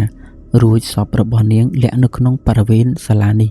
រហូតមកដល់ពេលនេះគេនៅមិនទាន់រកសពនាងឃើញដើម្បីធ្វើបុណ្យឲ្យបានត្រឹមត្រូវនៅឡើយទេដោយសារមានការសហការពីសមាជិកនិងសាលាគេបានកាយដីនៅចំណុចនោះ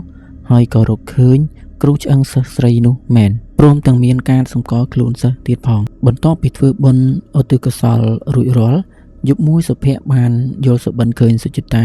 នាងបានហុចសៀវភៅមួយក្បាលឲ្យគេដែលក្នុងនោះសរសេរថាអរគុណមិត្តភ័ក្តិដែលជួយខ្ញុំឲ្យបានត្រឡប់ទៅផ្ទះវិញចាប់ពីពេលនោះមកសំឡេងគ្រាប់ឃ្លីនិងសំឡេងអូសកៅអីនៅសាលារៀននោះក៏បាត់ស្រមោលជារៀងរហូតសួស្តីប្រិយមិត្តអ្នកស្ដាប់រឿងនិទានខ្មោចទាំងអស់គ្នាបាទសុខសប្បាយទេបាយគ្នាមួយរយៈធំនេះបាទនេះគឺជាថ្ងៃទី31ខែ12បាទគឺជាយប់ចុងក្រោយនៃខែធ្នូនឹងឈានចូលមកដល់ខែ1ឆ្នាំ2026ជំរាបក្នុងឱកាសនេះដែរខ្ញុំសូមជូនពរពុកម៉ែបងប្អូនមានសុខភាពល្អធ្វើដំណើរទីជិតទីឆ្ងាយសូមជួបតែសំណាងល្អ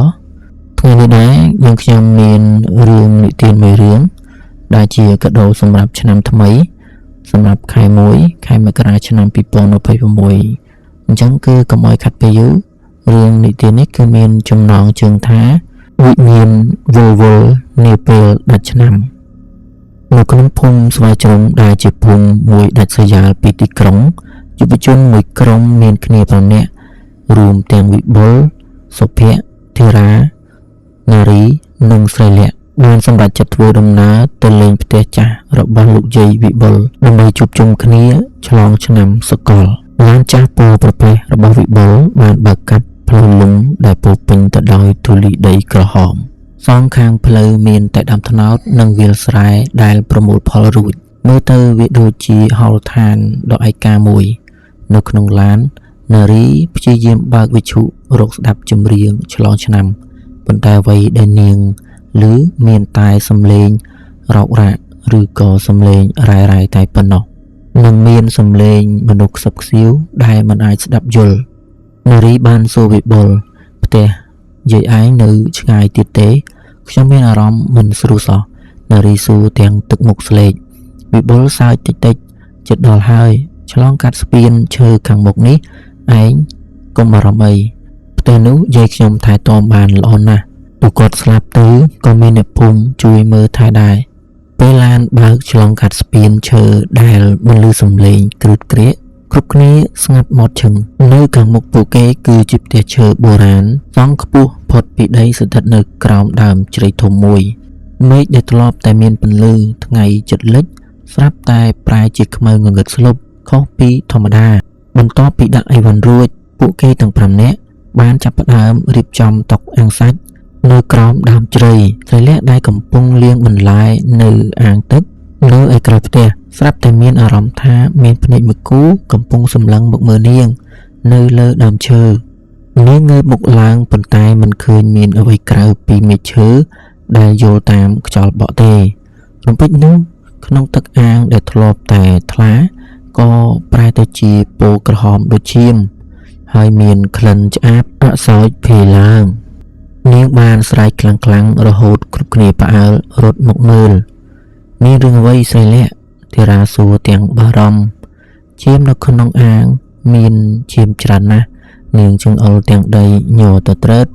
ប៉ុន្តែនៅពេលគ្រប់គ្នាពិនិត្យមើលទឹកនោះនៅតែថ្លាឆ្វេងដដែលវិបុលបានលួមលោមនាងថាប្រហែលជាភ្នែកច្រឡំដោយសារសម្រស់ថ្ងៃលិចបន្ទាប់ពីនោះមកពួកគេក៏អង្គុយញ៉ាំសាច់អាំងនៅក្រោមដើមជ្រៃរួចក៏អង្គុយលេងរហូតដល់ម៉ោង 10 កន្លះយប់បរិយាកាសចាប់ផ្ដើមត្រជាក់ខ្លាំងរហូតដល់ដកដង្ហើមដែលបញ្ចេញមកមានផ្សែងបន្តិចក្រោយមកពួកគេក៏ឮសំឡេងសត្វទីទុយយំជិតត្រជាក់សុភ័ក្រដែលកំពុងអង្គុយផឹកស្រាបៀរក៏ក្រឡេកទៅឃើញបុរសម្នាក់ស្លៀកសម្លៀកបំពាក់កងទ័ពចាស់ឈរនៅចុងរបងនៃផ្ទះសុភ័ក្រសួរមានអ្នកភូមិមករកយើងមែនទេគ្រប់គ្នាក៏ងាកមើលទៅតាមបុរសនោះមិនកម្រើកមិននិយាយហើយអ្វីដែលគួរឲ្យរន្ធត់បំផុតនោះគឺគេគ្មានជើងទេខ្លួនរបស់គេហាក់ដូចជាអណ្ដែតលើអាកាសអញ្ចឹងមួយរំពេចក្រោយមកបុរសនោះក៏រលាយបាត់ឈឹងទៅភ្លាមនោះផងដែរសំឡេងវេក្អមបន្លឺឡើងពីក្រៅផ្ទះវិបុលយកពិលទៅបញ្ចាំងមើលក៏ឃើញក្អមទឹកដែលគេទុកចោលជាច្រើនឆ្នាំរឿងដែលគួរឲ្យរន្ធត់នោះក្អមនោះកំពុងតែរំកិលខ្លួនឯងជារំវង់នៅក្នុងក្អមនោះមានសក់មនុស្សវែងហូរចេញមកខាងក្រៅពេលនោះពួកគេភ័យស្លន់ស្លោមែនទែនរកអ្វីធ្វើមិនត្រូវរហូតដល់ម៉ោង 11:45 នាទីយប់ផ្ទះទាំងមូលចាប់ផ្ដើមងងឹតដូចមានគ្រោះរំជួយដីសំឡេងភ្លេងការខ្មែរបុរាណដែលលេងដោយឧបករណ៍រនាតនិងស្គរបន្លឺឡើងយ៉ាងត្រហឹងអឹងកងប៉ុន្តែវាគឺជាភ្លេងដែលលេងយឺតគួរឲ្យភ័យខ្លាចពួកគេរត់ឡើងលើផ្ទះរួចចាក់សោបន្ទប់ជួបបន្តិចក្រោយមកពួកគេក៏ឮសំឡេងជើងមនុស្សដើរឡើងលើផ្ទះនិងដើរសំដៅមកមាត់ទ្វារបន្ទប់របស់ពួកគេវិបុលបានខ្សឹបប្រាប់គ្រប់គ្នាថាកុំឲ្យបើកទ្វារសោះសំឡេងខ្សឹបចេញពីខាងក្រៅបន្លឺឡើងថាចៅមកវិញហើយមែនទេនេះគឺជាសំឡេងរបស់យាយវិបុលដែលបានស្លាប់អស់រយៈពេល5ឆ្នាំកន្លងមកហើយប៉ុន្តែសំឡេងនោះមិនមែនជាសំឡេងមនុស្សរស់ទេវាគឺជាសំឡេងស្អកដែលស្ដាប់ទៅត្រជាក់ដល់ឆ្អឹងខ្នងពួកគេទាំង5នាក់មើលតាមចន្លោះទ្វារឃើញឈាមខ្មៅចាប់ផ្ដើមហូរចូលនៅក្នុងបន្ទប់ពួកគេនារីនិងស្រីលាក់អោបគ្នាត្រហោយំវិបុលដឹងថាបើមិនធ្វើអ្វីមួយទេពួកគេនឹងត្រូវវិញ្ញាណទាំងនោះយកទៅជាមួយមិនខានវិបុលបានយកខ្សែកដែលមានរូបព្រះចេញមកកាន់ រួចនាំគ្នាសូត្រធម៌គុំព្រះពុទ្ធព្រះធម៌ព្រះសង្ឃទាំងសំឡេងញញប្រិយមិត្តអ្នកស្ដាប់ទាំងអស់គ្នាដឹងទេថានៅពេលដែលម៉ោង 12:00 នាទីតើនឹងមានអ្វីកើតឡើងខ្ញុំចង់ឲ្យបងប្អូនគិតនឹងខមមិនខាងក្រោមនៅពេលដែលនាឡិកាបង្ហាញលេខ0:00 នាទីសំឡេងផ្ទុះកំជ្រួចពីភូមិឆ្ងាយឬមកតិចស្រាប់តែមានខ្យល់បក់គួចយ៉ាងធំបក់កាត់ផ្ទះបណ្ដាលឲ្យបង្អួចបើកទាំងអស់ពន្លឺខែភ្លឺចេះចូលមកក្នុងផ្ទះរួចសំឡេងលងបន្លាចទាំងអស់ក៏ស្ងាត់ឈឹងលុះព្រឹកឡើងពួកគេប្រញាប់រត់ចុះពីផ្ទះអ្វីដែលពួកគេឃើញនៅក្នុងផ្ទះមិនមែនជាក្អមធម្មតាទេប៉ុន្តែគឺជាឆ្អឹងមនុស្សដែលនៅរាយប៉ាយជុំវិញសសរផ្ទះ